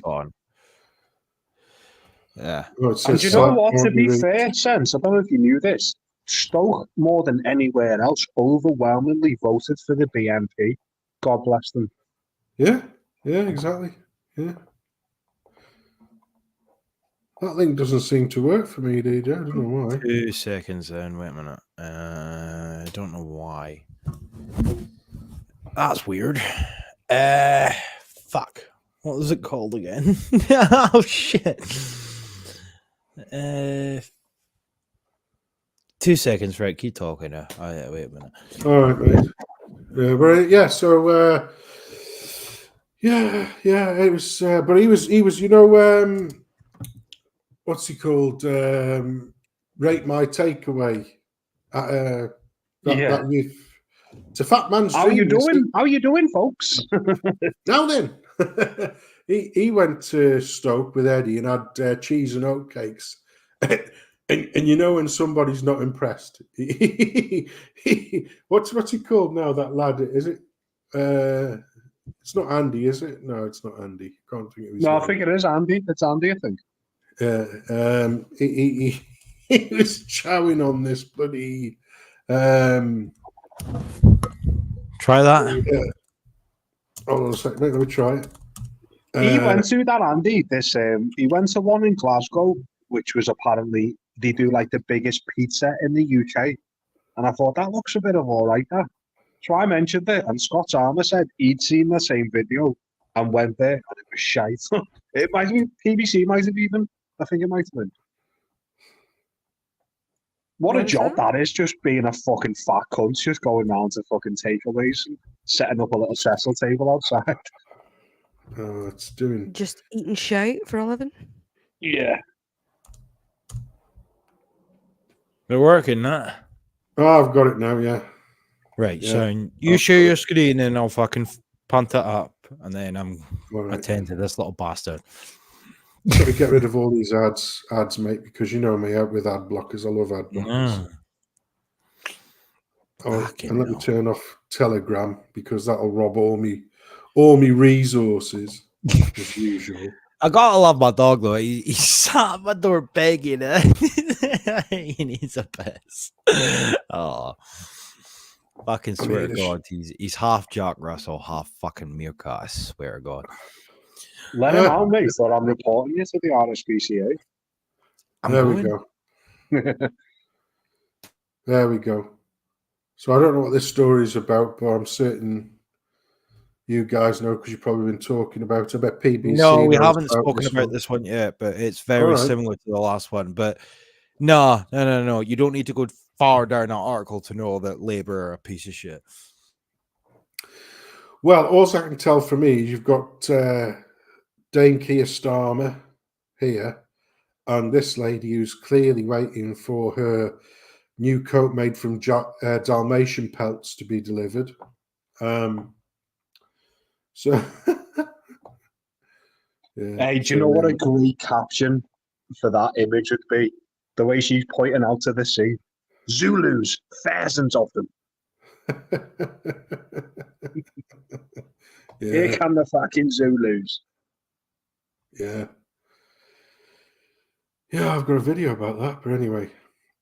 And this is by Steph Braun.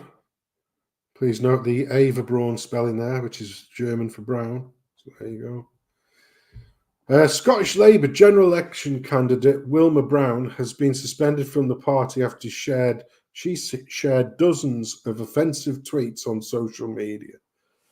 Don't tell me they've got to be bloody anti-trans or, oh no, it's Islamophobic. Here we go. The Cowdenbeath and Kirkcaldy candidate was found to have liked and posted a swathe, probably three, a swathe of racist, Islamophobic and transphobic posts on Twitter, X on Tuesday. These included posts that Scottish government aid to Gaza was going to Hamas, and messages featured the debunked viral claim that Hamster Useless had said there were too many white people in Scotland. The debunked viral claim.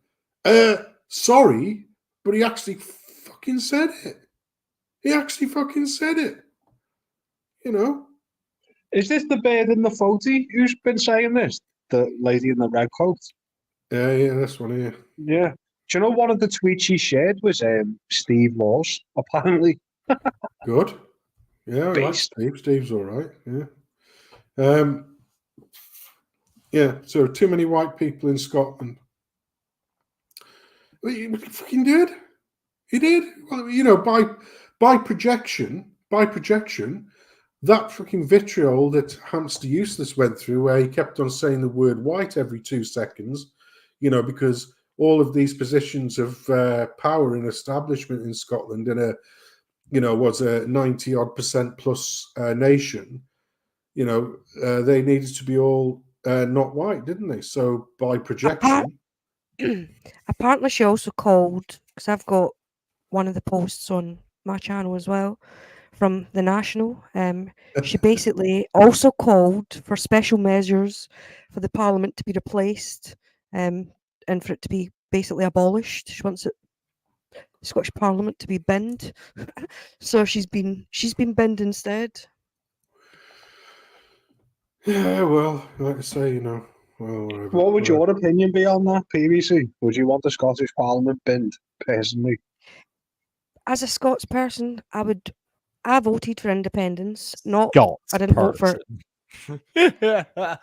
You shut up and let me talk. Scots women. Speaking. Fucking hell, we're not speaking in non-binary terms here. Like, I'm not speaking at all. So shush.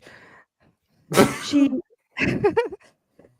basically, I voted for independence, but I would vote right now to close that shithole down, and I would focus all the attention in Scotland on Westminster and what they're pushing through with the WHO and all the other crap with the UN, because right now Holyrood has only been used as a tool of division to further decimate Scotland. It's not bringing anything positive to Scottish people, and all it's doing is enforcing more tyrannical shite than Westminster ever tried to force on us. So I would shut it down. I would repeal everything they've brought in. I would focus on what's being done at a national level, and then when that shit's sorted out, worry about sorting out another parliament for Scotland with proper accountability and ways to remove people who are not doing their job, proper vetting that these people aren't affiliated, because that's obviously not happening right now. Everybody that's been put into power is some puppet of the UN or the WEF, and they've all been bought and paid for. So I would shut that place, because it offers fuck all to me or my family and anybody that happens to reside in this country at this point in time. And I would focus the attention where it needs to be, because the people are never going to come together in Scotland until that place is shut, and then start looking at the parties in Westminster and what's been done on a national level. with regards to these NGOs and whatever that's taking away our rights. Because right now, that place is set up to just set people in Scotland into small camps and have them all fighting amongst each other and bring back some sort of modern version of the clan system where it's LGBT against the transphobes and the blacks against the whites and this one against that one. Everything that's been done, even the Scottish against the English and the Nats against the Unionists, it's all just division. Nobody's going to come together until that place is closed and people start looking further afield, in my opinion. Yeah, That I my agree mum with has you. said the exact same thing. It's just a den of feet. It's just commies, complete commies that are doing more harm than good. So for the time being, shut it down. But in theory, I mean, like I think me ma, I don't quite know what me ma thinks, you know, because obviously I'm a mongrel, so it's hard to. I don't know what I think about independence, and me ma is a bit funny about it. She wants it, but is sort of reluctant to say, I think. But yeah, she wants Holyrood shut down as well. Well, the thing about Scottish independence, though, it's just like when I hear people like I have lost count how many times I've jarred PBC for the way that she words her posts on Telegram. Indie. It's not fucking independence. You know what I mean? It annoys me. Stop giving them credence. I only cater to the I people only that are don't looking at care. Like, no, my point don't- is though, like, it's not independence, is it? No, I know It's that. You know that I know unionism that. or European unionism. Yes, and you know that I know 2014 that. was about independence, allegedly. 2016 onwards, it's not been about that. So any dickhead that's like, oh, fucking independence, that's not what they're talking about. So maybe people are a lot less sort of open to discussing it because they're unaware of what the fuck it entails and whatnot. But no, it needs to be stated and it needs to be reinstated and then reposted and reinstated again and again and again. Independence means sovereignty. It means Yes. no unions. And that's what I voted for. I voted for Scotland Yes, to leave Westminster, and I voted for fucking Britain to leave the EU because I didn't want Brussels having a say. So I'm well aware that these people think that they're voting for independence when they vote for Alba and SNP, but they're voting to remain part of the enslavement of the EU. Yeah. They would rather replace, when it comes to Westminster, and as much as Westminster, we're never going to, what we vote in Scotland's never going to affect any general election down south because we can never vote. There's not enough of us to vote enough people in to be able to change that election, which is why I wanted an independent Scotland. However, we at least have some say within that parliament. We've got, 50 representatives from Scotland. In the European Union, we had, about 3 or 4 MEPs. So we're going from the political equivalent of shouting into a close and hearing a small feedback from the very limited amount of people that were down there in Westminster to the equivalent of shouting in a fucking football field and hearing fuck all. You have no representation in EU with the MEPs that we did have. People like Alan Smith. Smith. Leave a Ireland for me. Fucking ball bag. the most redacted speech you'll ever hear in Scottish political history. I tell you, was absolutely poisonous in Scotland. Like, I don't mean to create a broad stroke, but the fucking Celtic fans are fucking terrible. Jesus Christ. Yeah. The Palestinian flags and whatnot. Yeah, but they're anti-Scottish. They don't claim to even be Scottish. She didn't shush the one's dream. She just I said never shush. said shush. You said fucking shush. I did not. Did anybody hear me say shush? You fucking did, they. I said they're the most anti-Scottish. Oh, right, okay. So you it's just their Ouija accent. I was about to say, you tell him resisting the lies to shut up in his own fucking stream, like. In regards to independence, actual indie, like meaning not tied to the fucking EU, I would support it, but I would also hope And it's because I've got skin in the game because I'm half Scottish. I see us as brothers in arms and hope that we'd still cooperate with each other, kind of thing. And it wouldn't that's just be this huge divide. In an ideal world, that's the sort of thing that I would want. I would want some sort of trade agree, obviously, like your proverbial trade agreements, etc. I'm not going to jeopardize any previous trade agreements that have been in place for fucking centuries, courtesy of being part of the UK and whatnot. But I would also want some sort of Five Eyes agreement, with the Anglosphere, so you've got your in America, you've got your, and I mean, I'm speaking in colloquial terms here because we know that all these institutions and these groups are corrupt, but like in principle, on paper, at face value, that's the sort of thing that I would argue for if I was in a position to make any sort of political change in terms of an independent Scotland. I want a sort of Five Eyes thing in terms of security. I would want Scotland to be still in the same packs that it's always been in, with New Zealand and Australia, etc., etc. But I would just prefer to be in charge of our own affairs. That's what annoys me the most about the Scottish bastards in our parliament when they're talking about the EU. The people of Scotland, they can't fucking name us now. It's the people of Scotland, and they want us to be governed by international affairs. But they say that like, oh well, we'll have a seat at the table at the UN's table, and we'll have a voice in decision making. We never have a voice in decision making. Hence why Europe's been flooded by fucking hundreds of thousands of migrants per month at this point. They don't have a say. They don't have a fucking say. None of us are ever going to have a say in this regard. This is what I hate being asked about my democracy, etc. Like, it's just such a fucking, it's such a damp squib at this point. Seriously. There is not one political party that is going to rectify the ashes of days gone by. It's done. It's fucking done. So is this video I've just shared not representative of the Scottish Parliament then? Well, the article. No, I've put a video in. So are you saying that your video? Sorry. Oh, I need to zoom out to see it. It's not quite the expectations you had. Oh, here we go.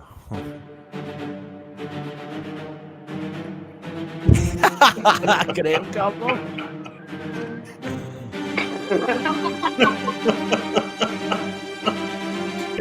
Does this not meet your expectations then?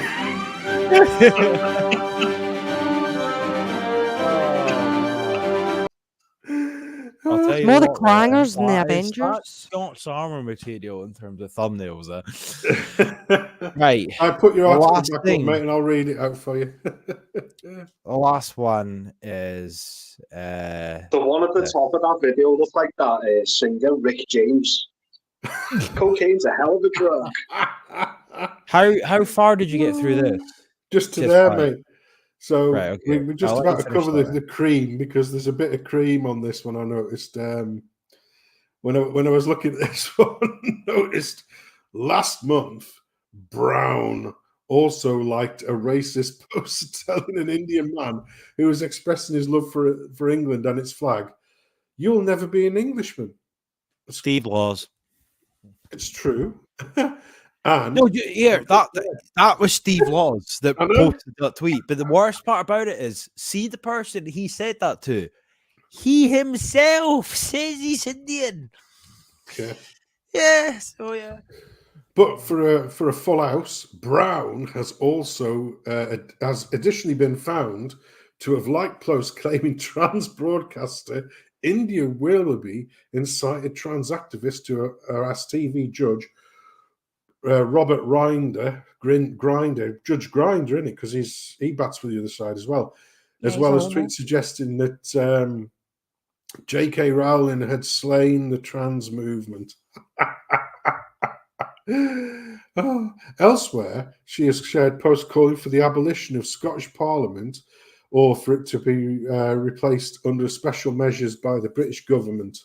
Shortly after the National exposed her behaviour on social media, Brown deleted her Twitter account. No, never delete, never apologise. Never apologise, never delete.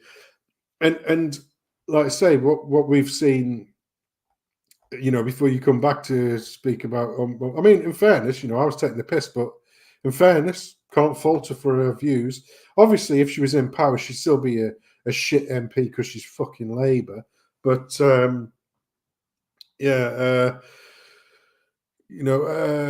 this week, or like over the last couple of weeks, we've seen, is it 5 or 6 candidates be ejected from Reform UK on the behest of Hope Not Hate, and that is why Reform UK has just literally in the last hour or so changed its name to Conform UK. So there you go.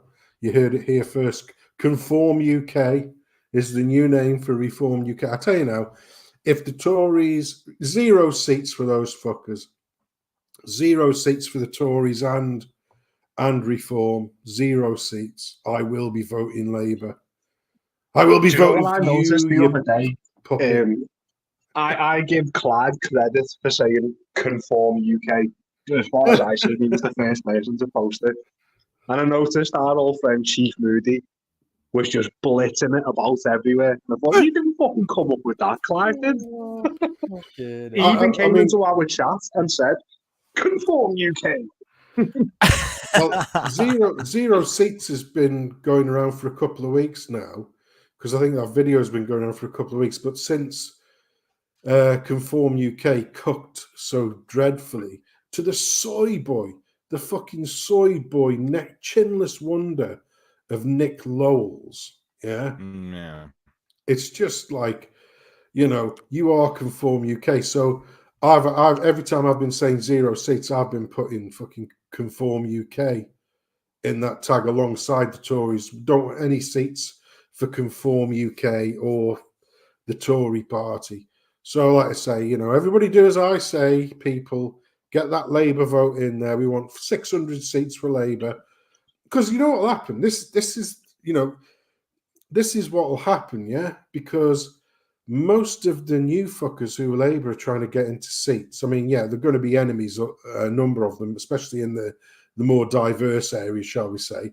But the residual fuckers are these commie, fucking blue-haired, nose-ring fuckwits. And what we'll do, if Labour get a massive majority like that, yeah, Dane Keir, as a so-called Blairite, Blair Mark III hand puppet of Blair, him and his ilk are going to be in the big minority.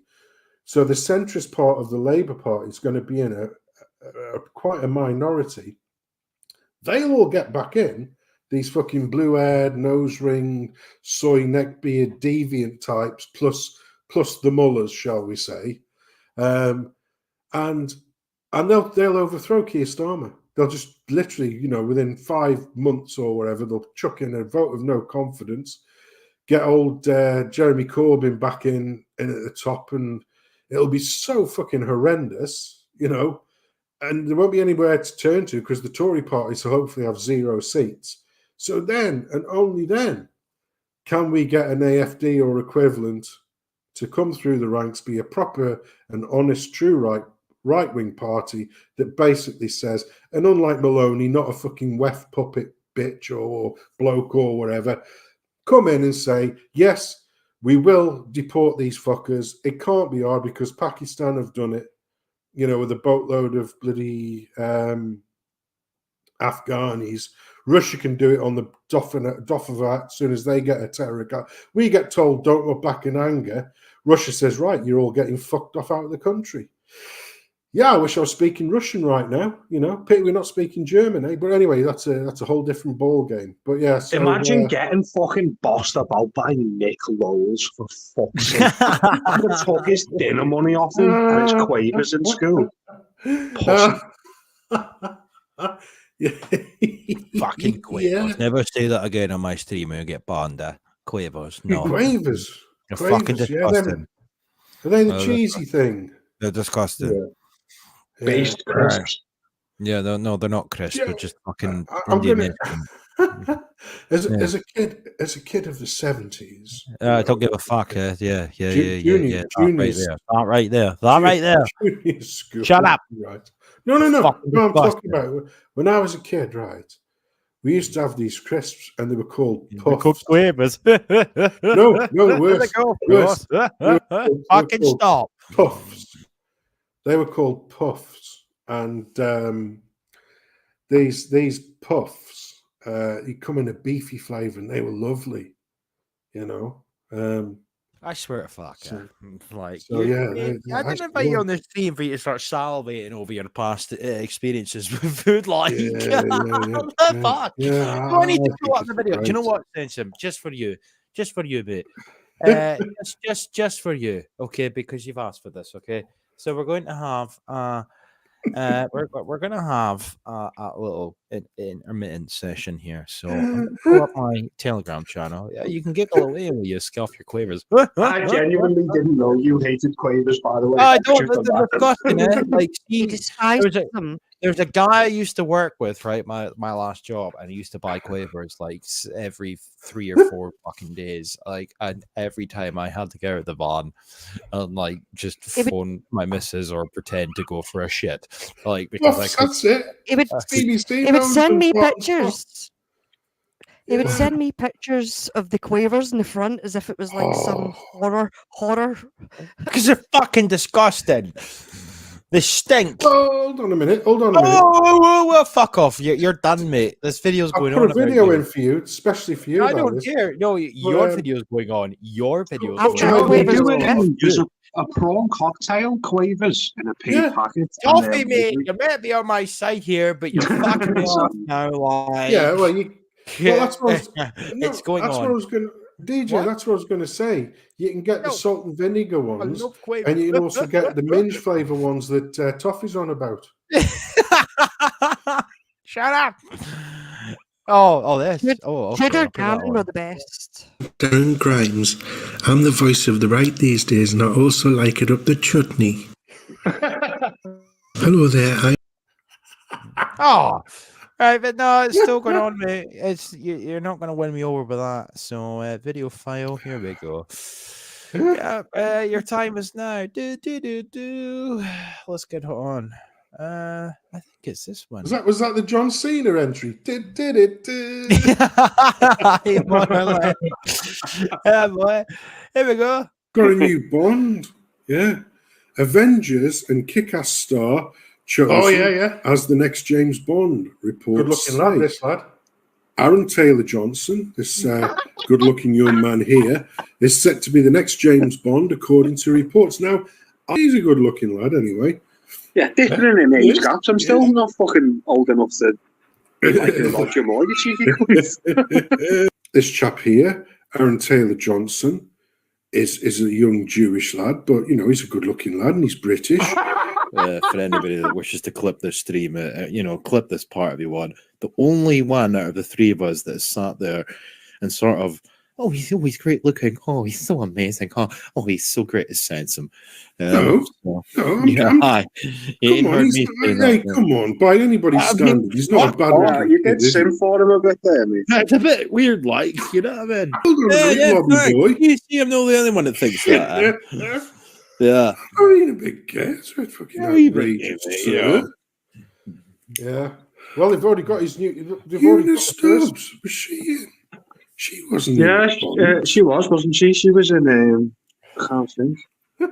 That's Martin W's got you figured out, mate. What's he said? Sent him trying to say something. Sent him, mate. Don't worry, it's not gay if you don't make eye contact. Okay, mate. Yeah. So if I got a crafty reach around off him, it'd be okay, wouldn't it? See, even though you keep scrolling back up. Toffee, you don't notice it. No, do you know what? I do notice. We're reading through, and you keep scrolling back up to this face, you little fuck. I don't keep scrolling up back up to his face. You just done it. No, I don't. I don't keep scrolling back up to his face. I knew it. Poof. Yeah, well, he's got the last laugh because they've already started filming. He's filming the next Bond film. It's Oh, fuck. it's Oh, it's plenty of Kleenexes will be bought by Goldman you Sachs and Andy. Goldman Sachs finger. Right. Anyway, one more story for the night, which is in Scotland, of course. Climate change should be a compulsory school subject, right? So it says here that the call for new classes was the top recommendation of 18 listed by a public panel set by the Scottish Parliament's Net Zero Committee. It will present its findings next Tuesday, which I will record. Don't you fucking worry about that. All 23 members of the panel agreed to the compulsory climate change classes for school children under the heading Young People. The report noted it was unanimous or was an unanimous recommendation. There needs to be within the curriculum climate change as a compulsory subject for primary and into high school children who should be involved in developing this, it said. So I will quickly share this tab instead. This is the report in question. Okay. And we will come down to recommend. Fucking hell, 121 references to that. I would have been better just going down the bloody page, to be honest. But we'll run with this.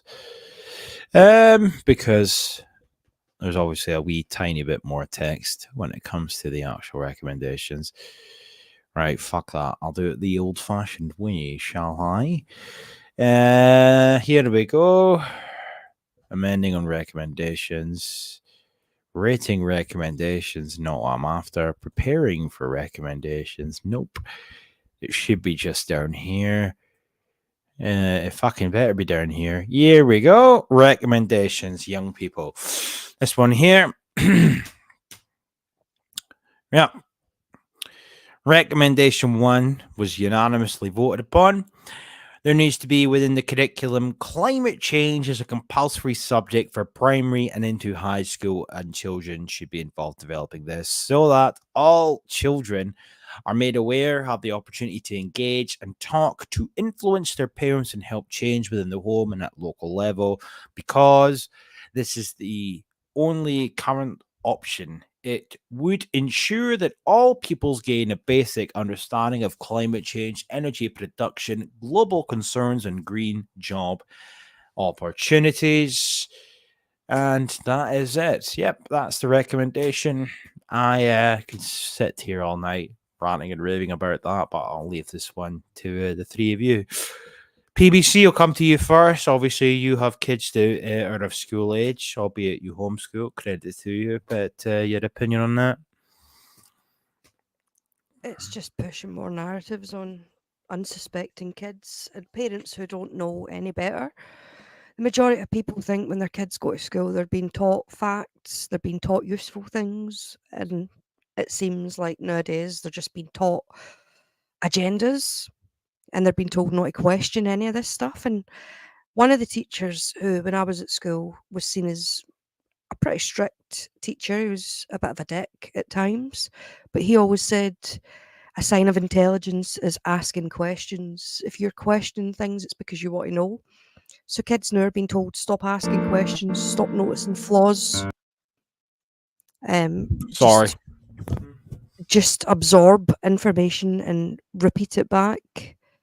They're not actually being taught that climate change is a thing. They're not doing scientific experiments to prove what they're being told.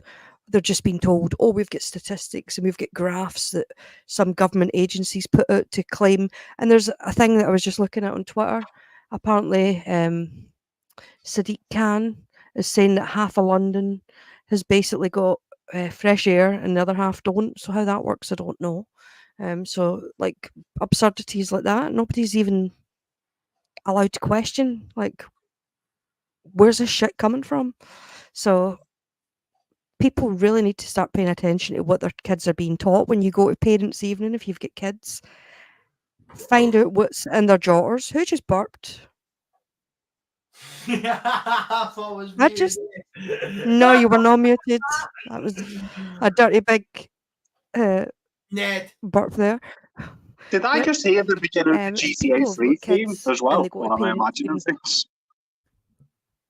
All an illusion. Mm. Yeah. Find out what your kids are being taught and question the teachers at these parents' evenings and ask them where they're getting their facts from, because they're in control of what your kids are being subjected to, and in most cases the kids aren't allowed to question or push back.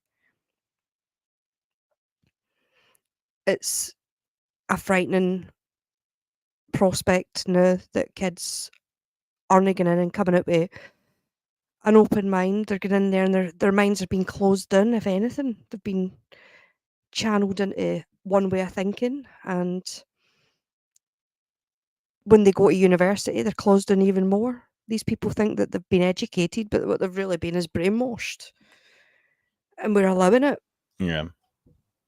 I think saying nothing for an easy life, like, if I thought other parents would have pushed back, I'd have kept my kids in school. But the fact is, most folk don't give a shit. They don't know what's being taught. Most people aren't looking at the sort of information that we're looking at. They're not.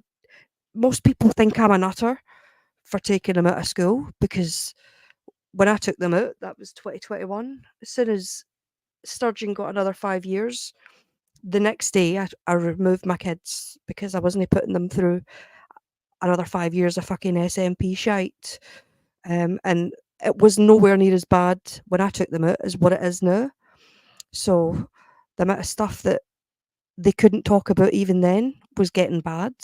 The stuff that they're not allowed to question now is even worse. So people really need to listen to their gut. And if they don't know enough about these subjects, go and look into them. Because the amount of people now who, if you go back and look at Twitter posts from 2 or 3 years ago, I was telling people about the hate crime bill and whatever, and folk thought you were a nutter. Now they're actually seeing the reality of it. So they're now picking up on all the race stuff. And I know that DJ gets quite frustrated because he doesn't think anybody's paying attention. But once one thing clamps down, it highlights the absurdities of other things. So people are starting to pick up on the race stuff now. Have you noticed, like, saying there, people think you're a nutter? I'm sure we can all relate to this, which is the reason why we're friends and the reason why people fucking listen to us in the chat. You mentioned just slight things like, hey, look what's going on, look what they're teaching kids in school here. If you just mention this to people in real life, they, as you just said, behave like you're a nutter. There'll be this awkward little silence, and they'll be like, oh, I don't want to talk about that. Like, but you'd be happy to have a fucking 2 hour conversation with me about Love Island, but you don't fucking care about things that actually matter. And when I bring them up, you make me feel like I'm the weirdo. You're the fucking weirdo, normies, not us. And it's divisive as well. Like, this stuff, when you start talking about it to people who don't know, there's no way they believe that the government wants to do these things to us. They don't see it. They can't fathom that the government wants to shut you down, that they want to take away your rights, that they want to replace you with other people. It's too big a picture for them to be able to grasp it. And if you've sat and spent even a couple of months just looking at all the various narratives, you start to see where all these wee independent things that don't look like they should on the surface interconnect, whether it's LGBT and race and climate.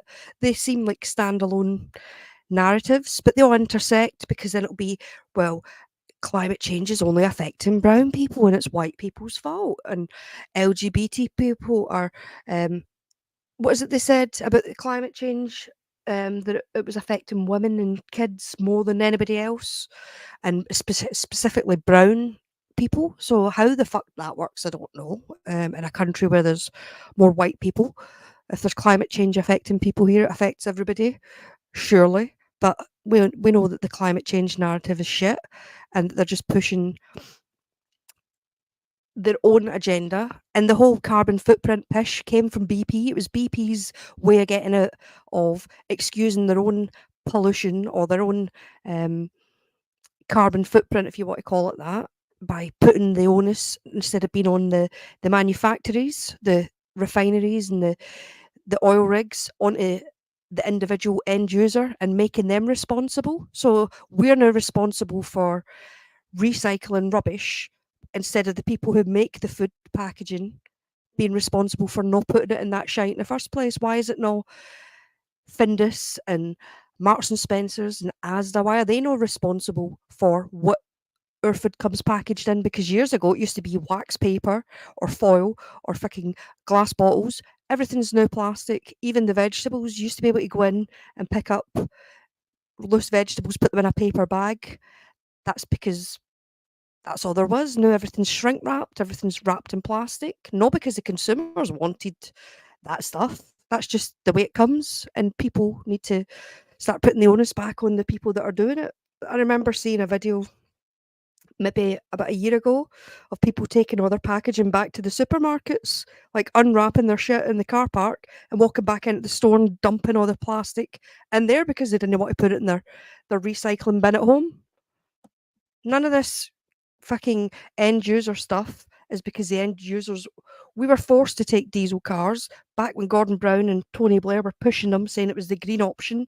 Now it's the dirty option, and it's electric vehicles which are ripping up the roads, and they're using child labour to get the cobalt and the lithium out the mines. So they're replacing one problem with another problem, and then they'll be, oh well, we can't have electric vehicles because look at the mess the roads are in because of them. You're just going to have to stay in your 15-minute city and go fucking nowhere. Do you know what? Little anecdote for you before DJ and Sense out there closing say. Around Crimbo, I felt like punching one of my cousins, fucking sculling for him. I was talking, as you do over Christmas, socialising with family members. It was on Boxing Day. So we got into this conversation. I was saying, like, they're basically teaching kids, showing kids pornography in school, essentially. And a little cheeky cunt said to me, what's your obsession with what kids are getting taught in school? I think, are you messing, lad? Seriously? Don't listen to what I'm telling you. Call me the weirdo for bringing it up. Oh, it fucking pisses me off. I was called a paedophile on Twitter because I was telling people what the sex education materials involved, and people were saying, "Oh, you're a pedo," and people were saying, "Well, would you not rather kids were taught in a classroom with a teacher about wanking and all the other sort of worse stuff like fucking kids wank? Like, let's be honest." But the levels of filth that is being taught to kids, they were justifying it by saying, well, kids could just go online and learn this stuff. At least in a classroom, it's safe. Now, we've had this discussion, I can't remember which chat it was in, but we were talking about it. Kids get embarrassed with the birds and the bees, with period talks and sperm and egg and making babies and all that sort of stuff. Kids don't change. The nature of teenagers being embarrassed by their bodies and what's changing round about them, and they're attracted to people and they don't know how to deal with these feelings. Kids are mortified with the basics, never mind being told about things like felching and fucking rimming and all the other shit that's been put into schools is one of the options for kids, that kids should be entitled to know all this information. That's what your teenage years are for. You go and experiment in the comfort of your own bedroom, and you do it in privacy, and you don't have a teacher sitting there. Now, who knows whether these teachers are getting off watching these kids fucking mortified, because how many teachers have been done for paedophilic behaviour in recent times? Like, that's exploded, and if you've got kids sitting there explaining to the teachers what their sexual preferences are, like, there's teachers going to be sitting there getting off on that. That is nobody's business. What you like in a bedroom, or what you don't like, or whether you want to talk about it or whether you don't. That's something kids need to know, how to keep themselves clean, how to keep themselves safe. They don't need to be given the fucking full buffet at school. Like you said, it's mortifying. I can remember in school, do you know when they show you these pictures of like fucking willies that have got gonorrhea and all? Like that kind of sex education, just the basic, like, put a condom on so you don't get a girl pregnant, etc., etc. Your body's changing, you go through puberty. Fair enough. But what they're talking about now, as you just said, felching and fucking, disgusting. And I'd seriously do question the teachers involved, little nonsense. There was a game that they actually were going to put into schools down in England. They didn't bring it out up here, but it was sex dice. So the kids would sit in a fucking circle, right? And they would have the entire class, and this was for 13-year-olds. Now, kids that are just starting to go through puberty, starting to get really embarrassed and self-conscious and all the things that happens when you're that age. They basically were wanting these kids to sit and roll dice in front of the teacher, and they would get body parts, 2 body parts on each dice, and they had to come up with what scenario, what sexual scenario they could come up with. Maybe it was a hand and an anus, or 2 penises, or whatever it was they rolled. They were to come up with some sort of sexual position or sexual explanation for what could be done. Now, how mortifying would that be as an adult to sit there and have to come up with that? Never mind as a 13-year-old. And it was, You mentioned I this think it the was a other day in Proud the chat, Trust. the dice game. It was, yeah, it was a Proud Trust, who are a period charity, who were actually paying for this to come in. They wanted to put this into schools, and eventually it got flagged up and it got taken out, but it's not the point. They were trying to put that into schools for 13-year-old kids to sit in a classroom, and the parents would have been unaware. Now, what kid's going to go home and tell their parent that they were sitting talking about that in class? Because how do you explain it? Kids don't have the words at that age, and it's mortifying, and the majority of parents would be horrified to think that their child was sitting there coming up with sexual positions in front of a teacher. And these teachers, are they wanting to teach this either? Like, I've met teachers who have said, we're not allowed to say no because we're on yearly contracts, and if we complain, they either say that you're a homophobe or you're transphobe, or they just get punted at the end of the year. They don't get asked back. So I'm sorry, that excuse does not work with me. If you're getting told, I've been in jobs before where I used to work in a call centre for a bit, and they were telling us to cold call people, and I disagreed with it. And this is next level. If they're saying to you, yeah, teach kids nonsense shit, or you'll get sacked, take the sacking. Be a fucking decent human being, for fuck's sake. Fuck your people finances. need to Be a stand up. decent person. If everybody said no and they just walked away, what would they do? They'd have to change it. But people are too afraid, and that's what. Same thing with the whole COVID stuff. These nurses that knew things were wrong that was happening, they worried about their mortgage rather than worrying about what's actually being done in these hospitals and what's happening with these things that are being. People know, they don't want to take a stand. Yeah. Right, you see that comment highlighted there, aye? PPC. Yeah. That's a great idea. What's your response? Well, you've obviously got his details, so you can. Well, I say I've got John's details out, like, kind of. I haven't spoken to John in a long time. So that would be an absolutely fantastic. John, put your email address, Cato Manson or something. If you're still on, John, put your email address in the thing and she'll get on you. You wrote that like 2 minutes ago, so he is still about. Like, but I am going to wrap this up. Fucking Scott Farmer. Let's not rely on that Ouija fuck after his bail. Well, he can. Honestly, that would be a fantastic stream. Like, get her on our Friday or your Tuesday night leather or something. That'd be brilliant. Yeah, I agree. Right, before I fucking end proceedings, since I don't even think you had an opportunity to say anything about this, I'll just share the screen one last time just to highlight the headline. You don't need to, mate, because... No, I want your opinion on this. This is in Scotland, so... Yeah, I know. I saw the clip on there, but climate change, in fairness, already is part of the curriculum because we have history lessons.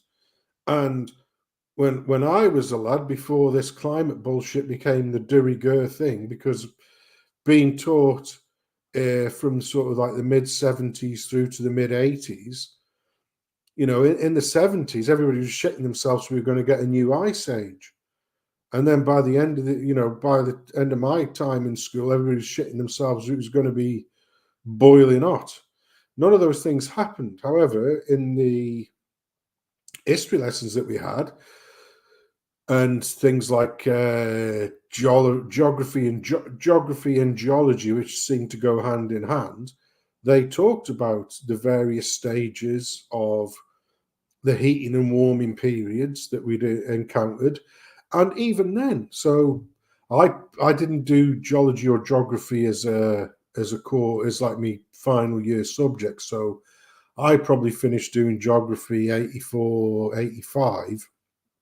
And even then, our geography teacher was saying, you know, we're at a point where, you know, we're at the arse end of an ice age. So the next trend will be that it will naturally get warm. And this wasn't tied to bullshit around global warming. It was just a normal trend, because if you look at, you know, temperatures prior to sort of 10,000 years ago, it had been vastly higher than what we'd enjoyed now. And there were people around long before the Ice Age, you know, that was a given. But another thing that was proven, and not, once again, this is not new scientific research. This was the understood scientific fact, you know, the actual empirical evidence from ice core samples from both of the poles, which showed that temperature doesn't follow the amount of carbon in the atmosphere. It's the other way around. So what you will find is, you know, temperature gets warmer and then the carbon increases, or vice versa. You know, it's complete opposite to what they're saying. So they're saying that carbon dioxide in the atmosphere, because it's such a minuscule thing, they want to try and big it up as being important in the grand scheme of things, where they're saying that, you know, carbon causes, you know, heat, and you know, more carbon equals more heat. But that's never ever been the trend, because they've proven through ice core samples and simple things like even with plant fossils. So on all plants, they all have this thing called a stomata, which is how they take in carbon dioxide, synthesize that with sunlight, and produce sugars from it. So in other words, the food that they eat is basically the synthesis of minerals from the soil, which they bring up through the roots, carbon dioxide, and photosynthesis, in other words, the energy from the sun, to produce food for them to grow even more. And what they were finding is that they could see from the core samples that temperatures had risen and risen, but the stomata, so basically these plants adapt to the amount of carbon dioxide that's in the atmosphere. So the number of stomata that were found in plant samples when it was supposed to be red hot were quite small. And then, you know, a few eons later, shall we say, then there were a lot more of them. And therefore the trend isn't, you know, temperature is, you know, temperature rises because there's more carbon in the atmosphere. What actually happens is, as the temperature rises, then we get more carbon in the atmosphere. But because we get more carbon in the atmosphere, plant life and that flourishes. And when you get a spurt of plant life, you also get a spurt of animal life. Where we are right at the moment is we're on the amount of carbon which is in our atmosphere, carbon dioxide, which is in our atmosphere right now, right? It's almost bordering on being a famine, a carbon famine. If we reduce carbon dioxide so many parts per million, even more, all plant life will fucking die, and then it's game over. But we all know what these Satanists actually want, you know, at the end of the day. But yeah, so we've already had climate change taught to us before because it's part of history. you know, and I'm talking about proper, honest to goodness history, not this newfangled bullshit where they come out where they tell us that, you know, Shaniqua and Tyrone built Stonehenge. I'm talking about proper history. Yeah. So yeah, so that's my two penneth worth, mate. And Hey, do you know what? I've just realised, I don't know if it's the same lad, Alexander Cameron has just said, was he the lad who was in your Resisting the Liesman chat? He just said he's only 24. Do you know what, mate? That's very encouraging that youngsters are based. I always am really happy to hear, you know, like lads in their early 20s and they're based. Gives me a I bit of kind of encouragement. take offense to that though because I'm 28, mate. I'm not that old, like. Right, Hey, I don't like your fucking Liverpool FC things, though. You fucking idiot. Maybe. He's got a Well, Liverpool FC fucking What profile is picture there. I take that back. no, that's your outro, mate. That's your outro. That's your Alright, outro. Okay. This better not be like fucking photos of Humza or something. No, it's just music. I did it for you. You said okay. And you said, yeah, fuck that, it's shit, you fat bastard. So I never said that. I thought I might as well dust the cobwebs off and at least give it one try out. Right? No. I'm not having that. Like nearly 30. I will fucking end you. Right? I'm a young cub. I was gonna say cunt, but you know, no, I'm being pedantic. No. See in the Yeah, chat, there's a scene sorted. Yeah. See in the chat. BBC John Davidson sorted. I will pop by in the comments and you can just let me know when best suits you. No, we're not going to do that, BBC, my darling. We're going to get you his email address, so stop in a booth. Anyway, final thoughts, people? Well, we've got a stream set up, the usual Monday, the Triumvirate of Truth, me, DH and Sensen. So hopefully see you all in the chat. Good stream this. It's always good, like sorry. It's always good, like, isn't it? The little random pop-up ones. It always turns out good. Because that's what I was saying when you were doing the dog stream with fucking We Landed or Not, and towards the end they were like trying to encourage you to like restart your channel and that. Like, oh well, you could just do like impromptu streams, you know, like nobody does that, but I fucking do them. This is my domain, cunts. Mine. But yeah, they are better. They are. But anyway, saying some. Yep, and I'll echo the same sentiment of Toffee. So 8 o'clock over on the Idiot channel, which is my channel, Triumvirate of Truth, and I have got a rather disappointing story for you, lager swilling bastards, about beer. I'm going to start with that story. Well, it reduces your testosterone. No. Yeah. No, Did he send you the article, Deej? No, to be honest, but I've I already read seen it. it on It was Telegram. quite interesting. Yeah, you lager swillers. So you'll be disappointed that, but I'll hand it back to you, mate. Cheers. PBC? My darling autistic other half, go on. Well, just letting people know that there's a protest in Glasgow on Saturday, if anybody's interested in going. It's about the WHO. It's at George Square at 1 o'clock. George Floyd Square, come on, get it right. The racist square.